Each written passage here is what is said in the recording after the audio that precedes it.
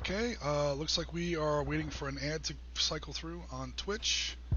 And check our other channel over here on YouTube.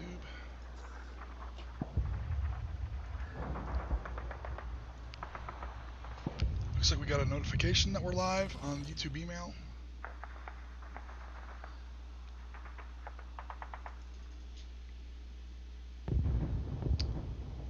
Okay, are you guys showing us this live on YouTube, or are we just on Twitch? 2 secs, I'll just jump on and have a look.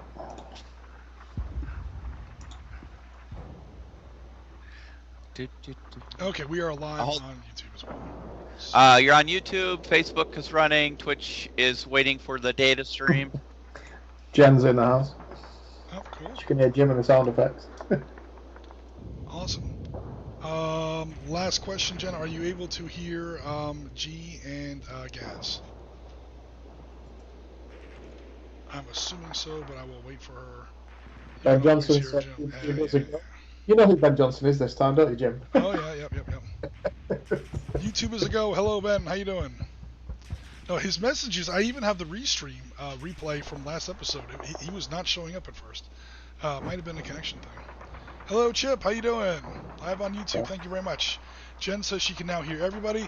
Because Science Teacher has resubscribed with Twitch Prime, thank you for the subscription, Because Science Teacher. We really appreciate it. Okay. That's my homage to previously recorded on Red Letter Media. That's how they used to thank their subscribers. All right. Meanwhile, okay, guys, welcome back to another episode here on the Sitrep Podcast. We are going to finish up today's Panzer Leader game, or technically PanzerBlitz game, of our recreation of the tank clash at Prokhorovka. Many people consider it to be the climax of the Battle of Kursk. You can call it the climax of the Battle of Kursk, just please don't call it the end of the Battle of Kursk. Way too many Western historians do that. This was not the end of it, not even close, especially if you consider the Soviet perspective, which not nearly enough people do. So, we went through all the background for this battle, pretty much universally considered to be the largest battle in the history of the human race. We went through this all in some amount of detail, like 12 minutes of detail last week, so I will certainly not go through it again.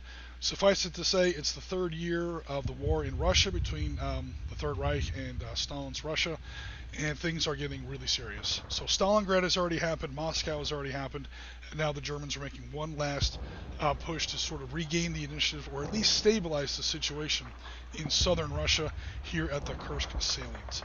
The battle's been going on for 7 days. The Germans are trying to score a breakthrough in the south along the southern shoulder of this Kursk salient. They are coming desperately close here in this little zoom in of the map, and that's what leads to the Soviets releasing some of their strategic reserve that they were supposed to save for their big counterattack to sort of redress and stabilize the situation here at a little railroad town in southern Russia called Prokhorovka, pretty much considered the largest tank battle in human history. So I won't go through all the details again because it's in our last episode. If people are interested in, please go back and check it out. There's a lot of good information in there. But this was a slice of the battle. Again, we had another slide that showed how big Prokhorovka would actually be if you did it in Panzer Leader in true scale. There's something like 1,600 counters on the map, and the game would last about 50 to 75 turns. We're doing 10 turns with 6% of the forces. We're doing a very small sliver of the battle, not only in space, but in force density and also in time. I think we worked it out. We're doing less than 1% of Kursk, and even this is a relatively sizable PanzerBlitz game. So I'm playing the Soviets, mostly elements of 29th Tank Brigade, 5th Guards Tank Army coming out of the north and northeast. Gianna is playing Spearhead of 1st SS Panzer Division, 2nd Panzer Corps. And again, this is the first opening hour or so of this small sliver of the Prokhorovka battlefield. So turn 1 was kind of already set up in advance. I took the Germans, I moved them as far as I could to take as many of the objective hexes as they could. There are a total of 5 objective hexes on the map. He who holds 3 controls the universe, as they say in Dune. Okay, so at the end of the game, whoever holds at least 3 objective hexes is declared the winner. So the Germans started off strong. They ended up with 3. The Soviets came on. We looked like we were about to have a real big tank clash right here in the center of the battlefield. Again, historically, much like Prokhorovka. However, Colonel Gianna had other ideas. She turned her forward spearhead around and fell back, which was a good move. It did give me the 3rd objective hex, the one that she previously held. She fell back, but here's why it was kind of a good move. You notice here the Germans are all engaging at range, and the Soviets are engaging at, their ranges are terrible. Most of my tanks can't even reach her. All of her tanks can reach me. She just got a really poor roll here, and this little, bait and switch kind of a counterattack thing didn't really, work out. Again, that's just the luck of the dice right there. But meanwhile, while she took that hill over here to the west, hill 241, she then pivoted with most of her heavy armor around the other side, and it looks like she's making a play for these 2 back objective hexes back here on hill 252. Meanwhile, the battle down here at the crossroads, I've now taken 4 objective hexes, is getting started. Turn 4, things get a little bit more earnest. Again, the Soviets are really starting to become threatened over here back on hill 252, so I sort of had a double pincer formed up here. I've already had to kind of give up on that. I've pulled my first pincer back, and we're looking at a smaller secondary tank battle taking place here along the southeastern slopes of hill 252. And then where we wound up, things got really serious. We did have some German air support show up, some overruns, some opportunity fire. This is a super zoom in. But this is the situation at the end of turn 5 and the beginning of turn 6. So the first half of the game is now done. Today we're going to do the second half of the game. Soviets have come on very strong in the center. I won't say I took the center of the field. The center of the field was given to me. However, Gianna has a lot of traffic along both flanks, and these little arrows really sort to make it clear. She has an overstrength or a reinforced grenadier company, 4 full platoons plus engineers, or three platoons plus engineers back here at the State Farm. She now threatens this objective hex, and especially this objective hex. There is a huge pile of German armor, Stugs, and Tigers, including Michael Wittmann, back here along the southern slopes of Tail 252. I'm pretty sure I got these 2 objectives locked up. I don't know if I can really threaten this one, but Gianna is definitely in a position where she could either threaten this one, or maybe even this one. Although I do have my Death Stars on tracks there, my Su-152, so that's gonna be a job right there. Pack a lunch if you're going for that objective hex. But some of these other ones are definitely a little bit more of a precarious position. So that was the end of turn 5, and I will now complete running my whole. This is a clean version of the turn 6 map, and we're ready to get started here. So, Gianna, welcome back to the stream. Thank you. Are you ready to? It's your channel. I shouldn't say that, but welcome back to PanzerBlitz. It's our channel, Jim. It's not my channel. That's great. Just don't cry too much when this game turns into an overwhelming Soviet victory. Okay, we're also joined before we get a chance to answer. No, I'm just kidding. We're also joined by Gaz. How you doing, Gaz? I'm good, thank you, Jim. Looking forward to seeing the results tonight. Okay, so if I'm playing the Germans and you're playing, and Gianna's playing the Soviets, who are you playing? Like the BBC or just the general peanut gallery? I don't know. The guy pushing the cart full of hay across the open plain, I think. He's the Swiss Red Cross. The Swiss Red Cross. He might be the 5th Guards Regiment of semi-mechanized shit talkers. He's just gonna talk trash to. In fact, being English, I'm probably one of the special operations executive, just there, with a set of binders, sat in a tree. There you go. Wishing I wasn't there, definitely in this case. Sounds like Ben finally has a day off on YouTube. Welcome to the stream, Ben. Welcome to the stream, Chip. Thanks everybody for coming by. And oh man, Tuffy Ears, welcome to the stream. Hello everybody. Because science teacher's with us. Awesome. All right, we're gonna go ahead and get started. So, one more time. It's now the beginning of turn 6. It is G's turn. Okay. The only guys you can't move or fire with freely, you still have a company of Mark IIIs that were pinned down. Dispersed in technical Panzer leader terminology, whatever. back here by my close assault out of these woods, and you did have one battery of Pack 40s, 7.5 centimeter anti-tank guns that took opportunity fire at the end of turn 5. Other than that, it is your show. When do I roll to rally those troops? That is in their attack phase. Okay. All right. Which, if we're not doing, well, technically, okay, if you're not calling in indirect artillery, you had no indirect artillery from last turn. Nope. So, if you're calling in any fire missions for next turn, now would be the time. Don't tell me if you are or aren't. And, nope. Okay. Yep. And after that, immediately comes air phase. So 2 HS-129s have appeared on the battlefield. They have not yet dropped their bombs. That's their 8H class attack. That's not that impressive, to be perfectly honest. What is pretty impressive is those 37mm automatic cannons, the 5As. You fired those once now. You've got 3 more shots with them.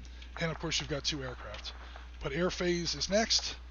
So let me clarify for the audience. So for my air phase, I still have, 3 more operations with them?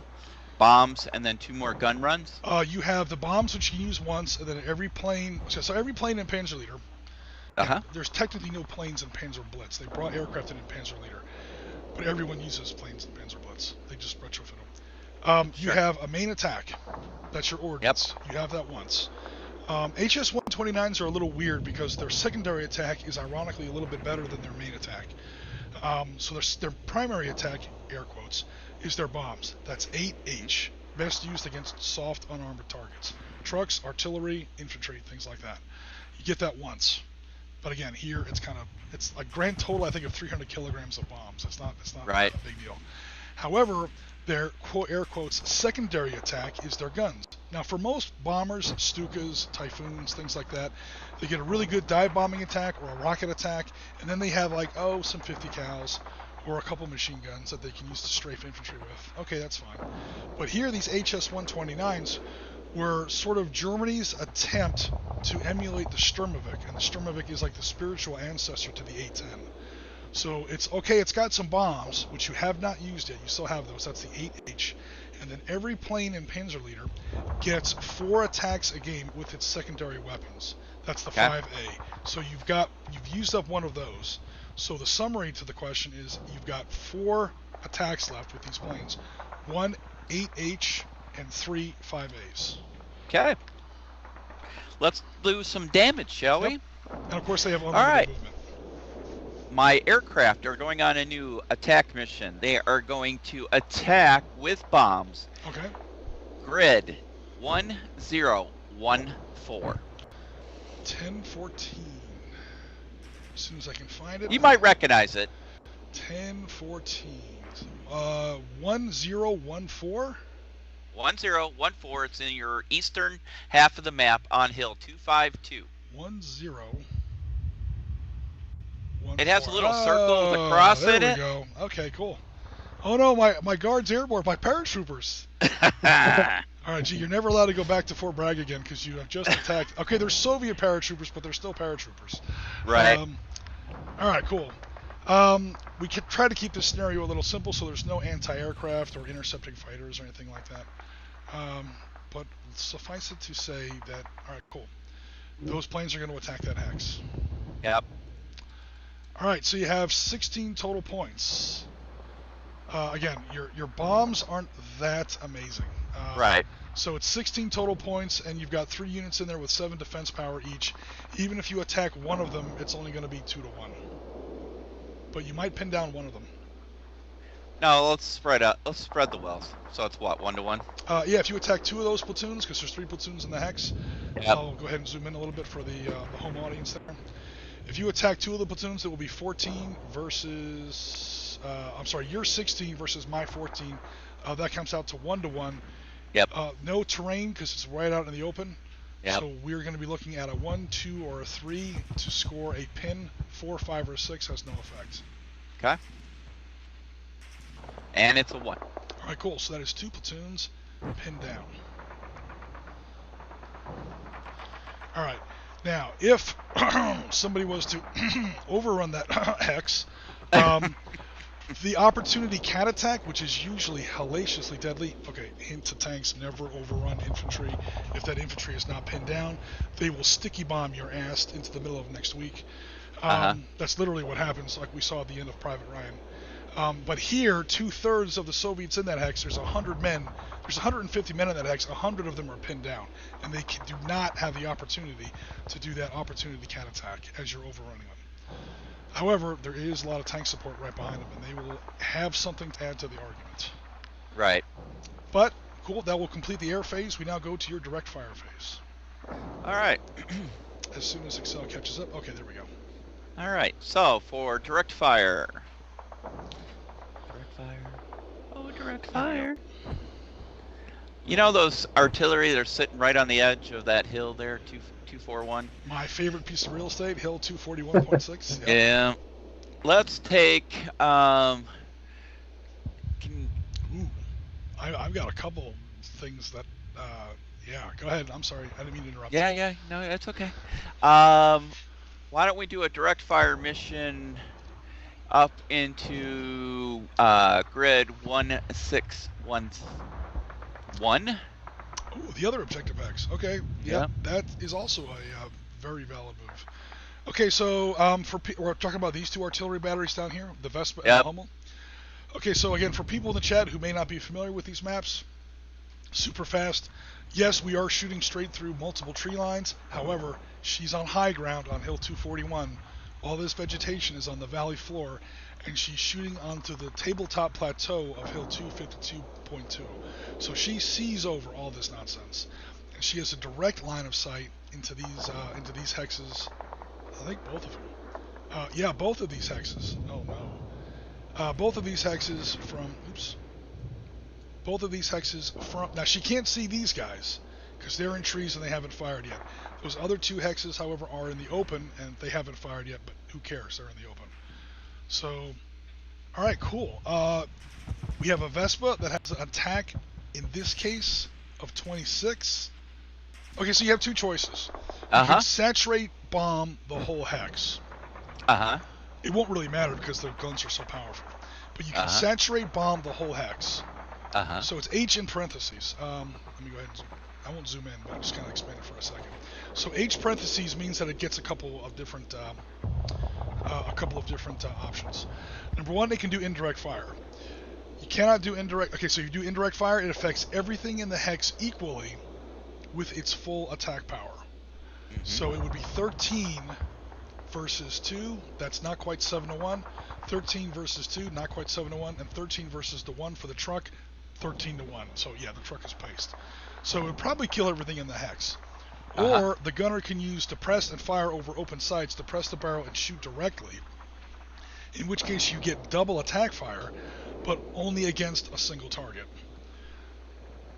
So then it would be like, oh, I have 26. I can engage the two platoons or the two batteries of guns. That would be 26 versus 4. That would be 6 to 1. You know what I mean? It would be a normal A class or a normal direct class attack. Artillery gets a little weird. Again, in this case, I think that whole hex is toast anyway. But those are your two choices. Let's just do the saturation. Okay. We've had some comments that it's quite laggy in both Twitch and YouTube. It keeps dropping out for a few seconds. Oh, okay. I don't think we can actually do anything about that, though, I would imagine. Not really. We're kind of at the mercy of the internet there. I do apologize already. YouTube is a little laggy over here. Yeah. If it's bad on both platforms, then it's going to be an internet thing. Yeah. Let me see if I can close down any other internet that I have going on elsewhere in the house. I don't really have anything else going. Give me 2 seconds, everybody. I'll be back in 2 seconds. Cool. So you're about to light these ones up, are you, G? Thinking about it. Don't forget your handbags, yeah? Yeah? Oh, no, I haven't forgotten about those guys up there. No, I think we did on the last game for a second, didn't we? When we were like, oh yeah, we've got the 251s, they're all the way up to the north. So, let's see what happens. Yeah. So this will be us on Sunday, on a slightly different map in a very different era. Oh yes, next Sunday. Yeah. For all of you who are listening, on next Sunday is the refight of a battle from the American War of Independence. Or what do you guys call it overseas? Is it the treason war? The revolution? No, we barely ever mention it, strangely enough. Never like to mention your defeats, huh? We just think we got rid of our worst and left them over there. What can I In all seriousness, some people do split it into the American Revolution / American War of Independence, whatever you want to call it. That's almost a preference thing. American War of Independence might actually be more accurate because, like the Bolshevik Revolution, the French Revolution, things like that, it's a tearing down of a social order. Yeah. 99 percenters versus 1 percenters. We're flipping all of society over. The American Revolution never tried to do that. Right. Which is why it didn't eat itself at the end, the way the Bolshevik Revolution did or the French Revolution did. It's literally, we want to change out this form of government for another one. So American Revolution is the original name for it. American War of Independence might, ironically and admittedly, I prefer American Revolution, but American War of Independence might be a little bit more accurate. Yeah. They definitely don't call it from What About Games. Oh, hello. Hey, Chris. They definitely don't call it the American Rebellion because, unlike in Star Wars, rebellions always lose. Rebellions. No, seriously. If the war is a success. What about the Boxer rebelling? Did they lose in the Boxer? They all got beheaded, so yes. Oh, okay. Well, yeah, there's that. No, but if you actually look back, usually if the attempt is unsuccessful, it gets recorded as a rebellion. If it's successful, it gets recorded as a revolution. Gotcha. And what was the other point I was going to make? Oh, as far as like what the British think of it, a lot of American historians do this too. They sort of split that war into two conflicts. There's the American Revolution, independence. We know how that turned out. And there's the Second Anglo-French War, which goes from like 1777 to 1782 or something like that. Because that's sort of... Otherwise, you have to sort of reconcile the fact that the British won the American Revolution. Because globally, we only record the ones. I think we don't even mention it at school. We have so many wars to choose from. There's our curriculum would be a lot longer if we had to tell everybody. The American Revolution. We're kind of getting on a tangent here, but super fast. The American Revolution gets started, and then the French come in, and it opens up this whole other gigantic global conflict. Now, while the British do lose the American Revolution, they run the table on everything else. Gibraltar, the English Channel, the Caribbean, Canada. This is where India. That's where the India Raj sort of comes from. The French owned half of India before this war. They lost it, so that's pretty much the birth of the Victorian Empire right there. Everything. They win everything else.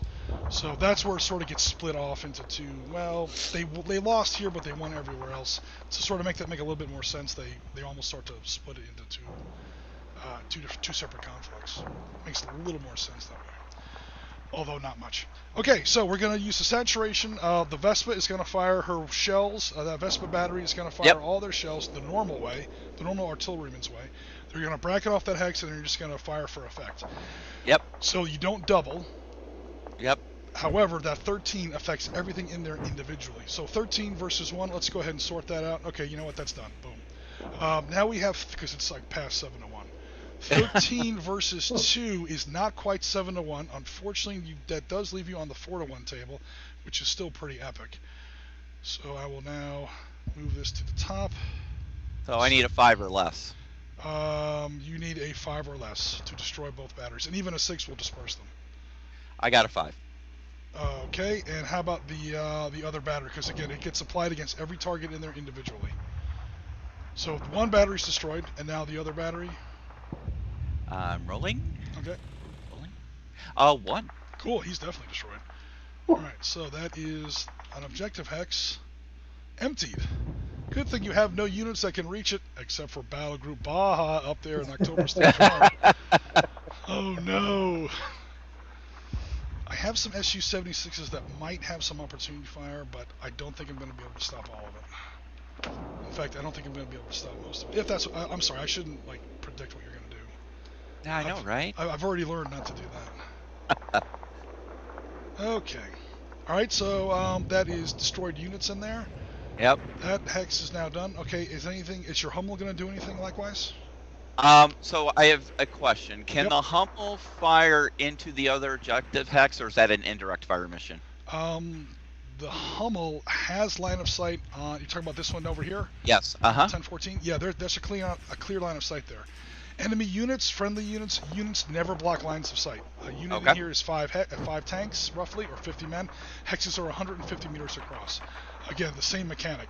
Level 2 elevation. You see over all this junk in the middle, and it's a long shot, but not a long shot, but it's a long range shot.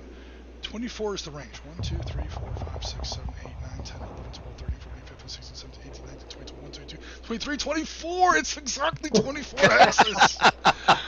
I thought I had it for a minute. I was like, oh, she's out of range. No, she's not. It is a long shot. It's extreme range for that battery, but you do have it. Yeah. And here's the bad news for me. Two of Uh-huh. those platoons are already dispersed. And now our 150s are landing on them. 15-centimeter howitzers are landing on them. Oh, no. Yeah, let's do it. Okay. That wasn't my original plan, but looking at it, I'm going, let's give it a shot. Okay. So we have a grand total of, again, the same choice. You can either attack with 40 against selected targets, plural or singular, or you can attack with 20 against everything in the hex. Now here it's not so clear cut, because 20 versus 7 is sadly 2 to 1. So you can either pick and choose, or you can just go for it and saturate the whole hex and hope for the best. Let's saturate. First as well, aren't they? Yeah. Yeah. Let's saturate. Okay, now here we're going to have to roll 3 times again. We're Uh-huh. going to have some different results. So this 20 points with this 15-centimeter Hummel battery is dropping all of his shells, again for people in the chat, on 3 platoons of guard airborne. These are hardcore troops. They have 7 defense. They're still not as good as German infantry, but they're better than most Soviet infantry because of guards and paratroopers. Alright, so we have a total of 20 landing on each unit in turn. So we'll do the first dispersed unit. That's a very sloppy 2 to 1. Because again, for people in the chat, you always round in favor of the defender. So 20 divided by 7. 21 divided by 7 would be 3 to 1, but it's only 20. 20 on 7 is a cheesy 2 to 1. So here's the 2 to 1 column. Now, you do get to subtract 1 from your die roll, and a double D result kills the unit. So they're more vulnerable than it sounds. Okay, my first roll is a 3, and then minus the 1 is a 2. Is a 2. It's a double D that would normally be just a pin down. However, he's already pinned down, and if you get that double D, that means he's killed. So that is a destroyed platoon of paratroopers. Okay. Apparently took the line of sight with him. Okay, same thing with the other one. I got a 1. Oh, he's hella dead. You should have saved that one for the undispersed guy. Okay, now Right. this guy does not have any of those penalties because he's still in Okay. bunker. I got another 1. Another one? Are you serious? Yeah, serious. Okay, cool. Destroyed all 3 of them. Oh man, my life is pain. What is this dice rolling app you're using? LoadedDiceRoller.com? Oh yeah, yeah. KillTheSoviets.com. All right, so that's 3 destroyed units in there. All right. Any other direct fire? Oh, I Lord shovel- have I mercy. shovel my counters off the map here in sorrow.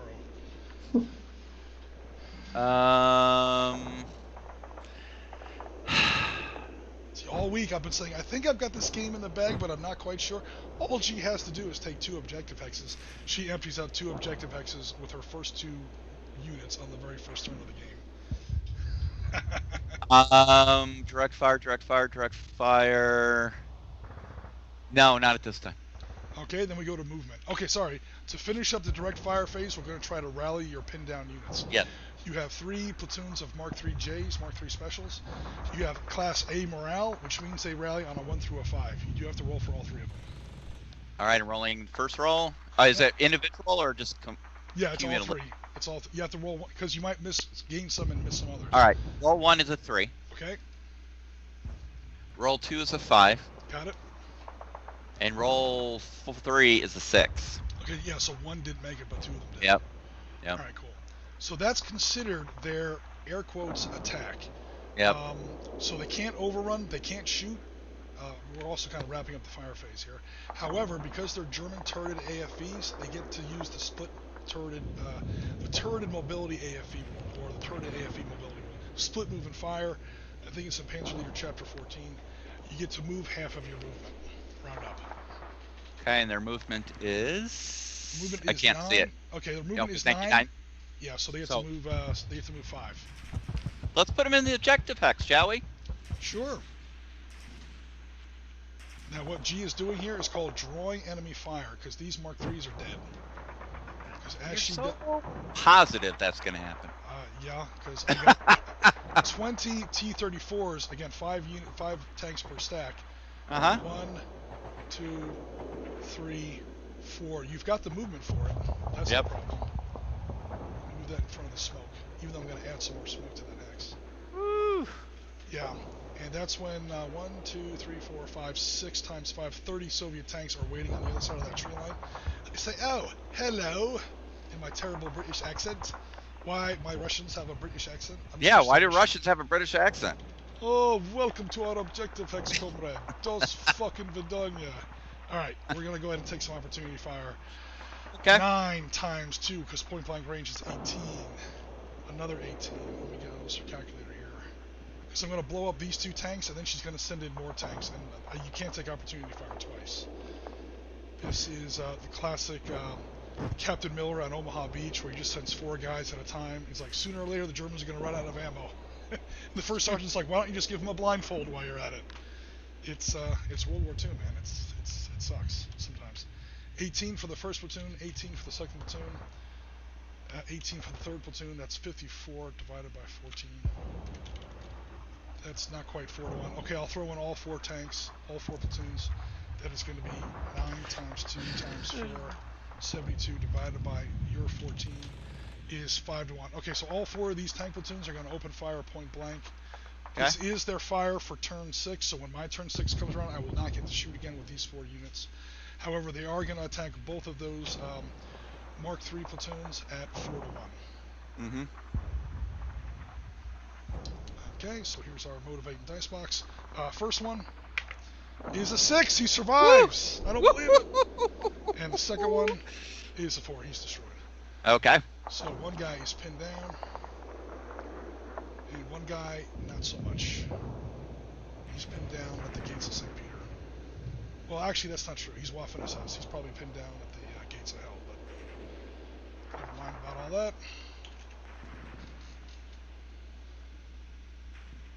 Now, the difference between, again, for people in the chat, these regular smoke columns I'm putting on the map, those are mostly for decoration, just so we can see what hexes were really battled over. The ones that have the little burning tank wreck on them, those are wreck counters. They do have a game effect. They count as a unit for stacking purposes. So you can clog up a hex almost completely, not completely, but almost completely with just burnt out wrecks. A hex can become almost uninhabitable. Okay, so these 2 guys have fired. Do I have any handy objective or opportunity fire counters? I do, just to track this and make sure that I don't accidentally fire these guys again in the same turn, because that would be unfair. And I am a communist, but I'm an honest communist. Okay. Okay, any other movement? Yes. Let us move our You want me to zoom out some? No. Okay. Yeah, please, if you wouldn't mind. Sure.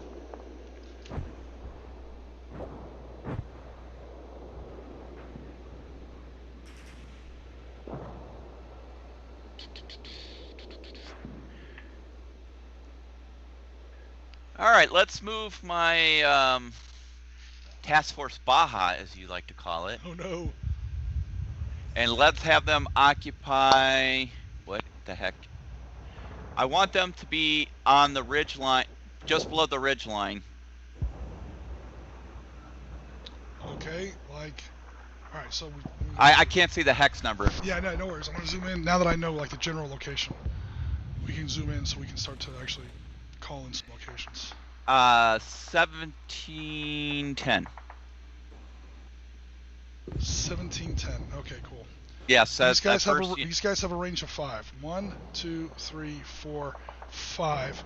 So they have a movement rate of 10. So 1, 2, 3, 4, 5, 6. If you're a little careful, in other words, if you just go straight forward, these guys down here will shoot. Yeah, I have to go around. Yep. But if you 1, 2, 3, 4, 5, 6. Fortunately, these Hanomags are pretty quick. A movement rate of 10.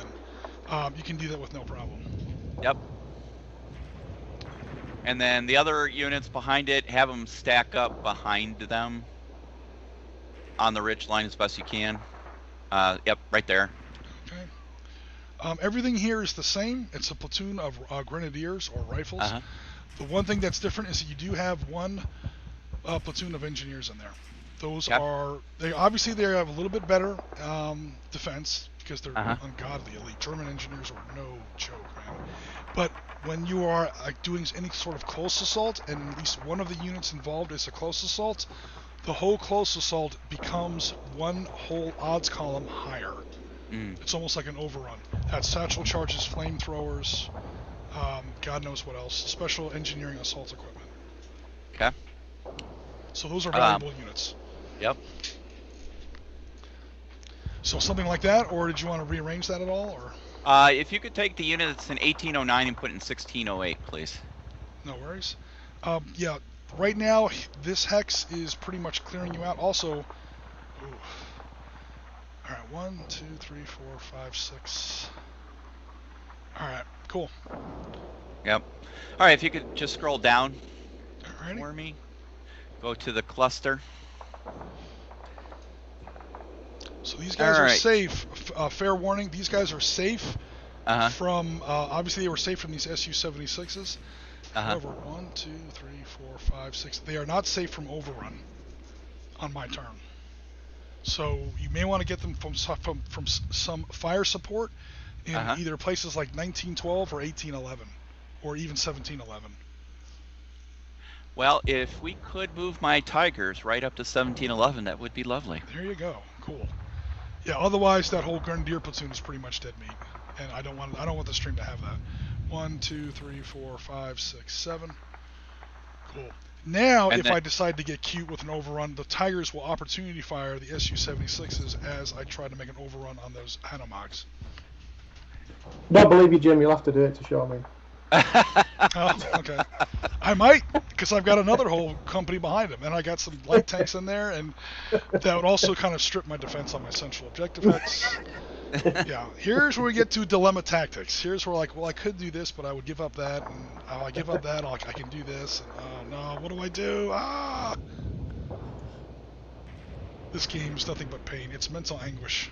That's why. What are you trying to do? Hide the objective hex and smoke there, Jim? I'm trying to just make it look cool, man. Look cool. All right, can you scroll down just a hair, please? Oh, yep. All right, so my 4s that are sitting down there. Yep, you got 2 stacks of 2. Yep. Can we move them? What's their movement? 8? 8, correct. 1, 2, 2. This is where it gets tricky. Where do I want to go? Let's put them in hex 1712.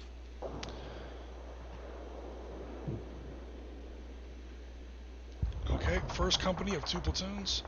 1, 2, 3. Oh. You got opportunity fire there. Opportunity fire from those 76s. Yeah, I didn't want to do it with the Tigers because I knew I couldn't scratch them. But 1, 2, 3, 4, 5. Hold on. Okay. Hold on. You're going the wrong way. 1712 is. Okay, go I ahead. know. Hold on. There's other ways to go besides straight up there. 1, 2, 3, 4, 5, 6, 7, 8. 15, 18, 16, 17, 17, 17, and straight up. 1, 2, 3, 4, 5. Like this. 6, 7, 8. Okay, cool. 9 plus 9 plus 9 plus 9 is a total of 36. 36 times 2, because I'm within 2 hexes, becomes 72. 72 divided by, did I do that right? 9 times 8, yeah, 72. Versus 14. That's a lot. It's going to be 4-1 on both of those guys. That's okay. She's got more tanks behind this, but I gotta put up a fight here, especially the way I'm rolling. Webcam time. First Mark IV dies on a 3. Second platoon of Mark IVs dies on a 5. Okay. There's 2 more wreck platoons, and unfortunately, that whole battalion has now fired or been killed. The entire 108th Anti-Tank Regiment is done for turn 6 already, and my turn 6 technically hasn't even started. Alright, now we'll just put those up there for now. Okay, further movement. Yeah. What are those? 3s down there, or another set of 4s? You have another set of 4s, and then you have Stugs, a whole battery. Okay, the 4s. Yep.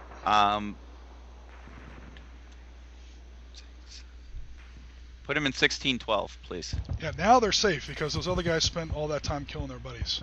Yep.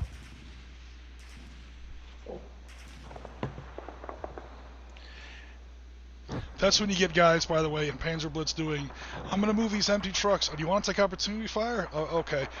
Move another hex. Are you sure you don't want to take opportunity fire? You've got I got a company of tigers in the woods behind them. I'm like, I see what you're about to do. You're not going to bait me with your cheese. Damn it, where's my trucks? My Stugs. Yep. We're going to put those in hex. It's either 8s. They have to go around 1, 2, 3, 4, 5, 6. In 0914. Okay, they're swinging the other way, it looks like. Oh, that's actually a good move. That's a good move, because I don't know if anybody saw this coming. These guys have all fired, so I can't do anything with them, but this platoon of pinned down Mark IIIs was about to get overrun by the backup T-70s. Not anymore, because there's there's 3 batteries of Stugs now. Make sure everybody can see that. 3 batteries of Stugs that are going to take opportunity fire if I try that. So that was actually a pretty good move. That helps lock up your possession of Hex 1014. Okay, well, let's move to the center of the map if we shall. Alrighty. Down? Yep.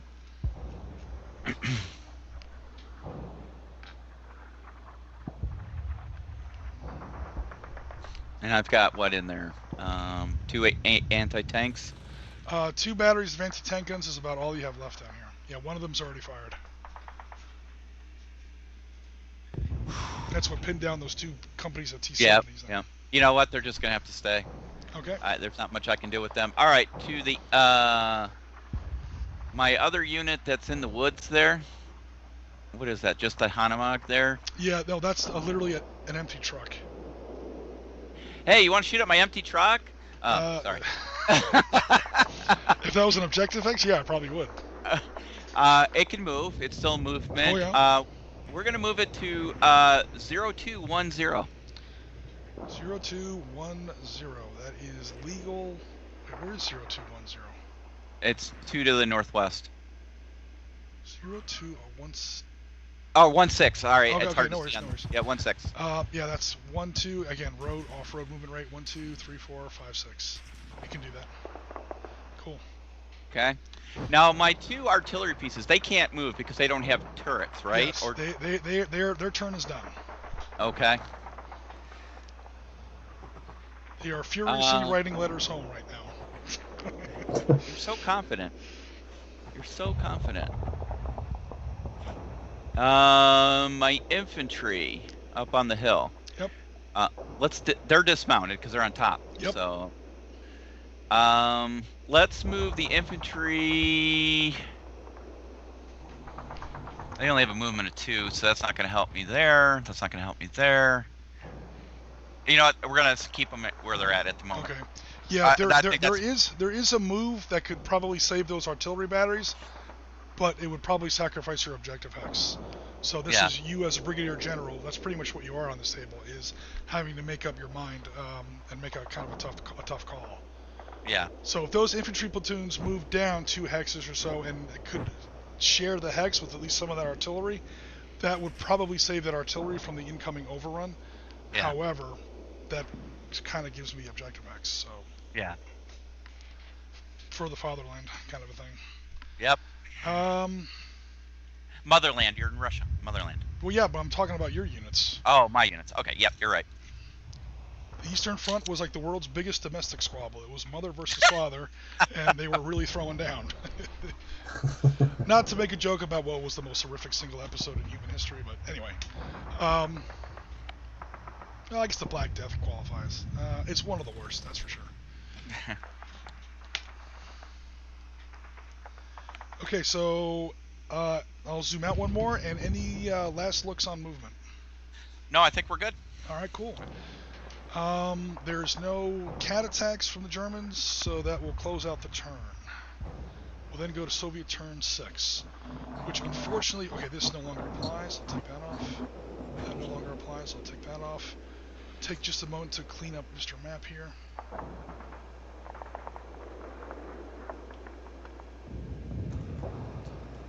Okay.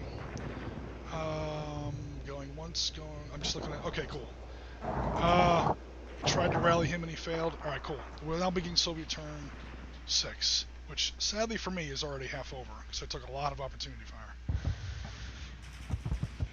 Okay, direct fire first.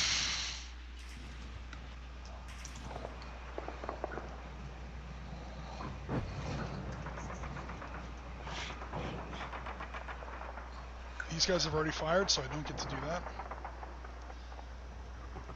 These 4 have already fired, I don't get to do that.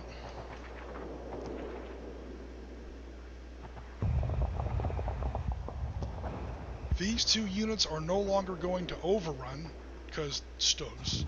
So what I might do instead is I'll just go ahead and take... I'm sorry, go ahead, guys, were you saying something? No, I was just reading one of the comments, sorry. Okay. I'll go ahead and take direct fire on them. They're going to be worth 4 points apiece. Okay, so I know they're within 2 hexes, everybody, but they don't double because their range is only 3. So once your range gets to below 4, that whole double at within 2 hexes no longer applies. It's just at point blank. So they're within 2, but they're not point blank, so those 4s do not double. It's just 2 4s against the 7 dispersed, 1-to-1 odds. I'm going to try and kill them so I can move infantry into that hex and at least make her overrun me. But... so what I say, it's a total of 8 versus 7, 1-to-1 odds. I get to subtract 1 from the die roll. A double D will finish that platoon of Mark IVs off. So, in summary, long story short, take your first shot. I'm looking for a 1 or a 2. Sitrep Dicebox says, give me a 2! No! That becomes a 3.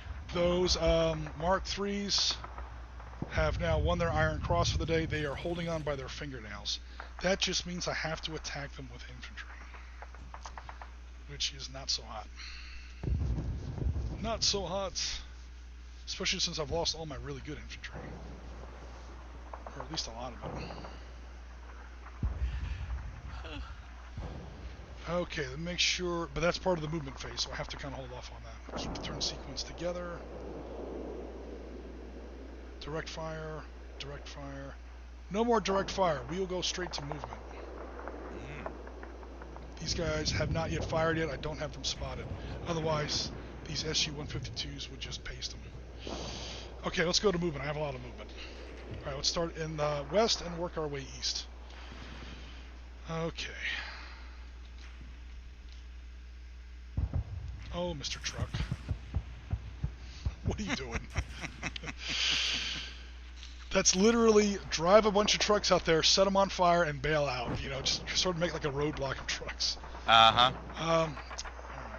1, 2, 3,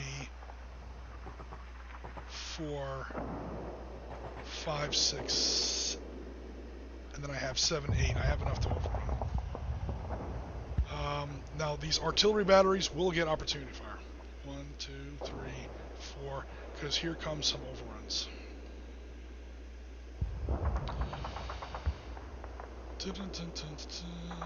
Now, hardcore PanzerBlitz leaders or PanzerBlitz players will notice, hey, you can't overrun up slopes. These are not slope hexes. They do not cost 3 to enter. They are not colored brown. That's the reason why we're doing that. Prokhorovka was a very, very flat battlefield. It did have some very gradual rolling terrain. if you check out the actual descriptions of a Slowpex in the original PanzerBlitz rules, you'll see that it's like anywhere between 60 to 200 meters. They're basically small mountains. That's not what we're looking at here, and that's why we're overrunning. However, oh, dang! I didn't realize that. Dang it! Okay, that's fine. Well, if you look at an actual Panzer leader map, the borderline on high ground and low ground will actually be a different color. It's more defined, and I gotcha. It's 3 points to move up or down, not just down or not just up, and instead of 2, and Gotcha. So you will get point blank opportunity fire. Okay. So now would be the time if you wanted to take it, because they're about to overrun. Yeah, might as well. Okay. Might as well. So 13 direct fire is Ace class. However, once you get within point blank range, it does not get halved. So even though it's the wrong kind of ammo, it's still a 105 millimeter howitzer shell hitting the front of a tank. Yeah. So it's 13 versus 5 for 2-to-1, or you can engage 2 of them at 1-to-1. Let's do 2. I mean, I got nothing to lose at this point, so. Okay. Go ahead. You're looking at 1. So it'll be 13 against 10, 1-to-1. I got a 2. Okay, so that's 2 dispersed. They do not get to overrun. Okay, and then down here we have 20 against 2. It would be 3-to-1. Sorry, a 2-to-1 against two platoons. I got a 1. That is 2 kills. Woo! You and your ones. I'm tired of your ones. I'm just kidding. Because things are about to get bloody up in here. So it's only fair that it should cost me something. Give me some Soviet red counters, please.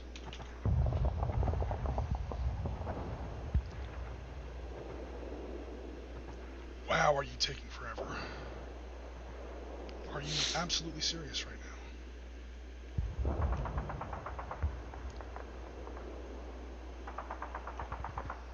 Alright, so that's 2 actual wrecked platoons. They're not pinned down, they're wrecked. Okay, get rid of this other one that got duplicated. Oh boy. That puts me in a tough spot. 1, 2, 4, 5, 6, 7, 8, 9. I can still do it with that. I can't move him into that hex because that hex is triple stacked. Yeah. And 1, 2, 3, 4. That's gonna. There's no opportunity fire from these infantry guns. However, no. I-class weapons cannot attack infantry. Cannot attack armored vehicles ever. Okay. Until one of 2 things happens. Number 1, cat attack. This guy's gonna get the cat attack to hell and gone in your turn 7. That's unfortunate for me. I was hoping to do it from down here, where I would at least make you come off the high ground to do it. But now, because of this opportunity fire, that's the one thing when I-class weapons can attack in direct fire enemy armored targets, or we get to a period of history where people start walking around with rockets, Panzer Shreks, bazookas, more importantly RPGs. That's an Arab Israeli war rule mostly. So infantry are not helpless against armored vehicles, but they're pretty close. By comparison, that was how we were able to do all these flanking maneuvers here, and all this Soviet infantry had to kind of sit there and watch. Yeah. Again, I-class weapons cannot attack armor at range in 1943. The Javelin has not yet been invented. Okay, so now we're going to go ahead and overrun both of those units with 2 batteries of Su-76 guns each. I have 18 against 5. That's 3-to-1 on the first one. 2 Su-76s versus 1 Vespa with a defensive 5. 18 versus 5 is 3-to-1. Becomes 4-to-1. Subtract 2 from the die roll because of overrun attacks. There's no hope. Even a 6 would have him be killed. And that's it for that. I get no advantage because you're coming up the slope? No, it's on open ground, and it's a very shallow slope. Man, I think the Russians are cheating. Hey, guys, in the comments, what do you think? Do you think the Russians are cheating? 18 versus 6 is 3-to-1, becomes 4-to-1. Same deal there. What? Ah! Now, I that see how it is. has effectively cost me the 1446th. Because they're already down to half strength, half of them are pinned, and they're about to get swarmed by German grenadiers, and they're not going to be able to do. Even the opportunity fire is not going to be anything sizable. Small 76mm guns, armor-piercing ammunition, not helpful against tanks or against infantry. That's going to be that. Overruns are nasty when you can do them. They're tough. Okay, other movement. Jim, you need to check the comments, but. Oh no. I was away for a few minutes. Seems about the same. I don't know what's going on here. They're talking about the lag. Math plus marine equals 111. Okay. That's all right. It's all fine. I mean, from Tuffy ears, if I didn't get a comment like that, I would be disappointed. Because Tuffy ears, he is my bane. That's fine. He keeps me honest. All right. Other movements.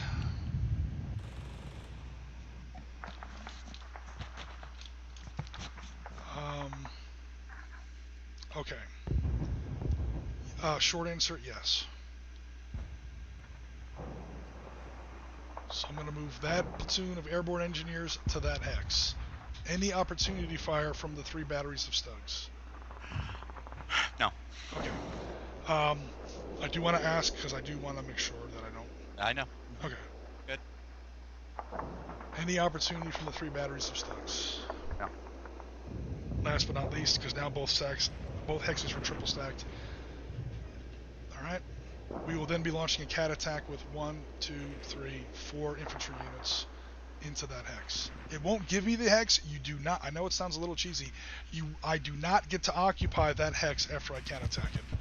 That is a confirmed Panzer Leader rule. I get a lot of feedback about that. I agree. That's just how the rule is written.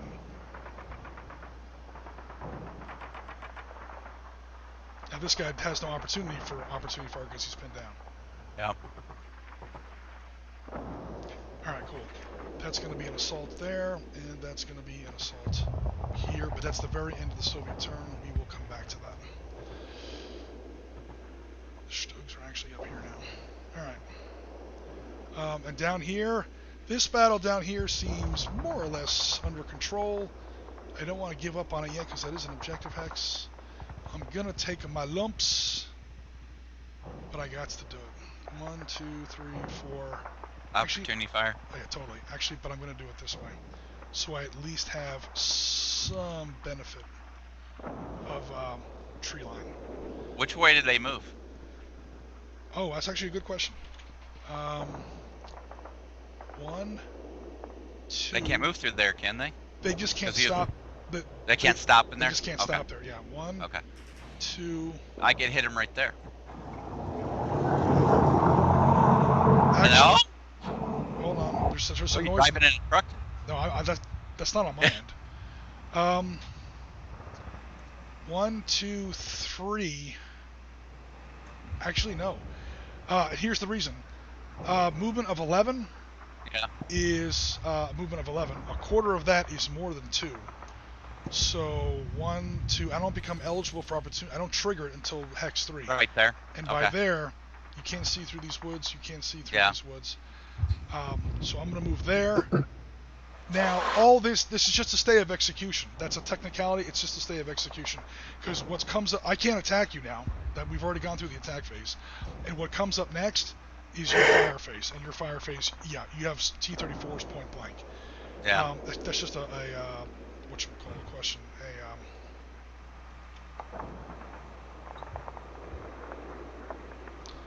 1, 2, 3, 4, 5, or one more stack. These guys are going to fall back a little bit to reinforce that objective hex. We're going to try and rally this unit of T-34s that was pinned down last turn. 6, that's a fail. 2 platoons of T-70s. A fail and a hit. That is a hit for you, but my morale is B. Yours is A. So that is a success for you. It's a fail for me. So only one of these guys rallies. Last but not least, this platoon up here. That's another fail. Alright. And Soviet units do not get to move after they rally. They don't have the split moving fire rule. At least not in this period of history. Okay. just in case something happens to the south. So stuck. He's fine where he is. He's stuck where he is. Everybody down here is fine for now. So there's a lot of armor up there. That's why they call you guys anti-tank battalion. Just stay in those trees in case she decides to come off that hill and do something silly. Actually, hold on.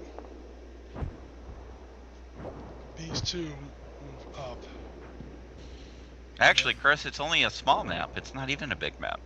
Chris was saying that this is a huge map. It's a huge map by like 15 or 28 millimeter standards. Again, a 15 millimeter table, a 4x6 15 millimeter table would be 4 hexes in a square or a rectangle. Like that right there is a 15 millimeter 4x6 table. That'd be boring. A 28, that's how most tables are. Yeah. So, I mean, it's just a miniature game has to look cool. I get it. Also, this is a relatively flat battlefield. Also, we're looking at a bolt action table or a 28 millimeter table would be any 1 hex. So, looked at from that perspective, yes, this is a very, very big table. But as far as a Panzerleader table, this is two standard Panzerleader boards end to end. Which is most Panzerleader games, 33 by 10 hexes. Altogether, it measures something like 3 by 5 kilometers, something like that. A smidge less than that. So, yeah, this is the scale that World War II combat actually took place at. So, let me wrap up any other movement. They all fired, so they don't get to move. Oh, he's still pinned. Let me try to rally this guy. I didn't rally him yet. He does succeed, but that's his turn. He can't do anything else. Soviet tanks are not as flexible as German tank, or I should say German tank crews are more flexible than Soviet tank crews. The most important part of the tank is the crew. Alright, I've already passed my air phase, so I don't want to do anything with them yet anyway. These guys were pinned down in my movement phase, so I do not get to rally them. I did my rally phase a little out of order, so I did apologize about that. But that's one of the reasons why the rally phase is where it is, so that you don't get to rally things that just got dispersed in your movement phase. So they do not get to rally. That's going to be it for my movement phase. That just about closes out my turn. The only thing left now are the close assaults. I have 2 close assaults. And that will end Soviet turn 6.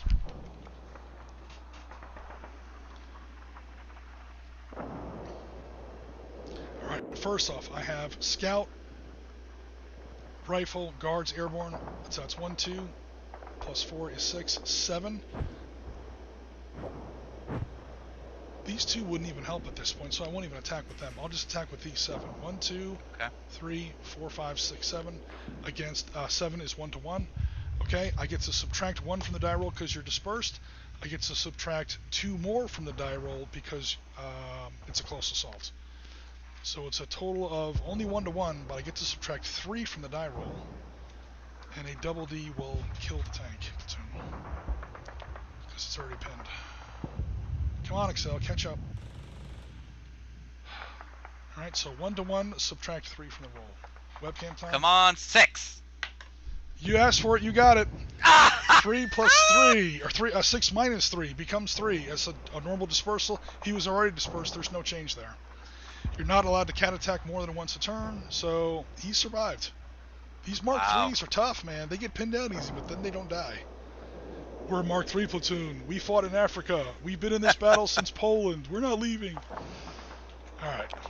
Now, here's the other one. Speaking of Mark IIIs that have overstayed their welcome, I'm looking at a total of 4 plus 4 plus 2 is 10. It's still 1 to 1. The exact same roll again. 1 to 1. It's 10 versus 7, so it's a sloppy 1 to 1. Again, subtract 3. 2 for the close assault, 1 for dispersed platoon. Same thing. If I roll another 6, I'm going to quit. Come on, 7. Oops. Just keep it in the box. A 3 becomes a 0. Boo. A 0 is a kill. Now again, many people ask, I do not get to occupy that hex. Oh. And there are now 2 rec counters in the hex. Only 1 unit can ever sit in that hex. Yeah. original PanzerBlitz, you could fill up a hex with 3 or even 4 rec counters, and now that hex is literally unoccupiable. So what people would do is fill up objective hexes with half tracks, and when the enemy blew them up, you can never they got rid of that rule, and it was really worse. So you can always fit, no matter how many rec counters end up in a hex, you can always fit at least 1 unit in there to put an end to that nonsense. So right now you are still technically the owner of that hex because you are the last person to have a unit in there. And we're now at the end of my turn. I cannot move anything in there. That concludes Soviet turn 6. And did you do your other close assault? Yeah, I failed. This one here failed. Oh, okay. And this one here succeeded. And Yep. then I think You're right. You're right. I lost track. I'll take another one if you want me to. No, that's okay. It's awfully big of you. If you're feeling Awfully generous. big of you.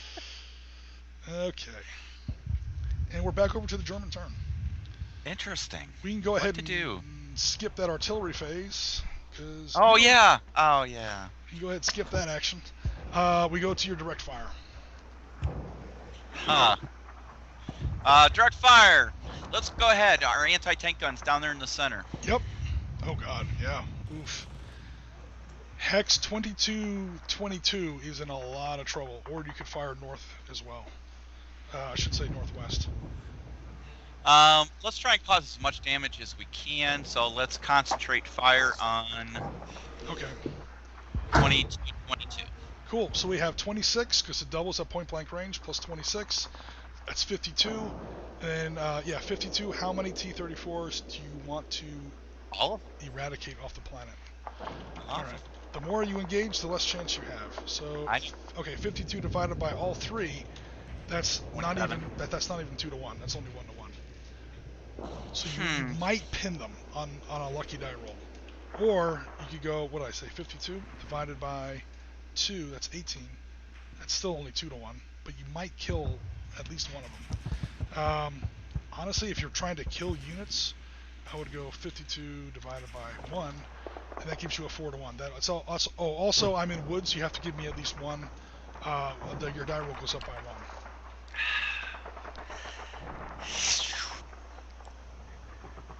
You know what? Let's just go for them all on a 1-to-1 and see what happens. Okay, you have to roll a 1 or a 2 to pin down, because I do get +1 to your die roll because of woods.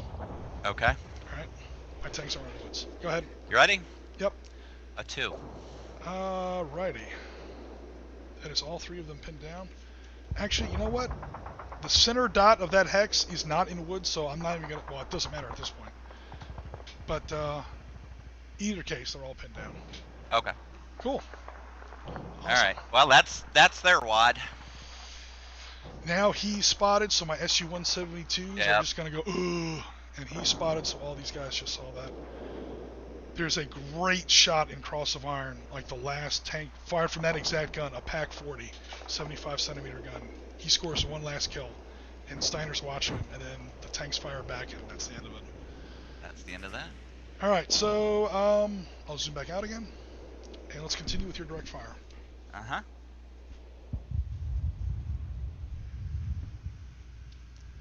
Well, my infantry are going to assault or try to overrun your guys, so we can't do anything on that side. Oh, aircraft. We didn't do aircraft. That's true. We should not skip your aircraft. Yep. You've got okay, your bombs have dropped and you've used 1 cannon shot. You've got 3 cannon shots left. Right. So with that in mind, let's have our aircraft attack 11-14. Got it. Cool. All right. Alright, so she's got 5 A's. Again, there's no flak on the table, so she's pretty much free to attack from whatever distance she wants. Long story short, take your second shot of the day. She's going to get close, so she gets double her firepower. There's no reason for her not to. Therefore, those 2 5s become 2 10s. That's a total of 20 points. 20 points is 2 to 1 on 1 T-34 or 1 to 1 on both the T-34s. Let's just go 2 to 1. Okay, so that's 1 a tank, platoon, engaged, or technically half company. 5 T-34s engaged at 2 to 1. Roll a d6. 4. That is a pin down or half company of T-34s. No modifiers, 4 on a 2-to-1. I should show this this chart more often. The problem is that it's often in the way. 4 is a dispersed on a 2-to-1. Yeah. Move this down a little bit so we can see it more often. Can you imagine the pilots up there going, "This is a target-rich environment"? Eventually, we talked about this briefly last episode, by like the second or third hour of the battle, so much smoke and dust. One guy described it as it looked like a volcano was going off. And so they couldn't even see the ground anymore. And so there's this huge swirling tank battle, 8 divisions on one battlefield. Something like 2,000 tanks and armored personnel carriers and half-tracks and God knows what else. Huge battle. And then a layer of impenetrable smoke and dust, and then an air battle over top of that. And as the guys are engaging in this tiny little, this super intense volcano of fire, out of the smoke would come just this random plane, burning and crashing down to the ground, landing on other guys' tanks, landing on your own tanks. Prokhorovka was absolutely next level. I mean, Dante Inferno is the only way to really describe it. In the chat, Sitrep Podcast talked about the full size of the Prokhorovka map. So this is 6% of it. So multiply this by about 15, and then have it go for about 60 or 70 turns instead of 10. And that would be, I mean, it's absolutely next level. It breaks PanzerBlitz. It takes a big tank battle to break PanzerBlitz. It legitimately breaks PanzerBlitz. You'd have to do this in some other system. I don't even know what the hell you do it in. It would be... Yeah, target-rich environment is... get your shots in now, German pilots, because pretty soon you're not going to be able to see the ground. Literally. Okay, so enough of that. Continuing with your direct fire. There's plenty going on Hill 252, I believe. Yes, there is. We're going to take our Stugs. Okay. And we're going to hit that same hex. 11-14. Okay, that's because they did not take opportunity fire in that last turn. That's awesome. Okay, so they're going to go ahead and open fire. That is going to be these T-34s here in 11-14. Yep. Yep. All right, that is within 2, so they do double because they have a range of more than 3. So that's going to be 36 if you're firing with all 3. 72 yep. Versus 18 if you engage both of them. Oh no. Yep. Oh no. Exact. That's a neat 4-to-1. That's how you play Panzer Leader. You get to a perfect 4-to-1. Not a single factor wasted. So, if you go ahead and... Are you going to go ahead and declare that attack? I am declaring that attack. Alright, this T-34 doesn't even need plastic to die.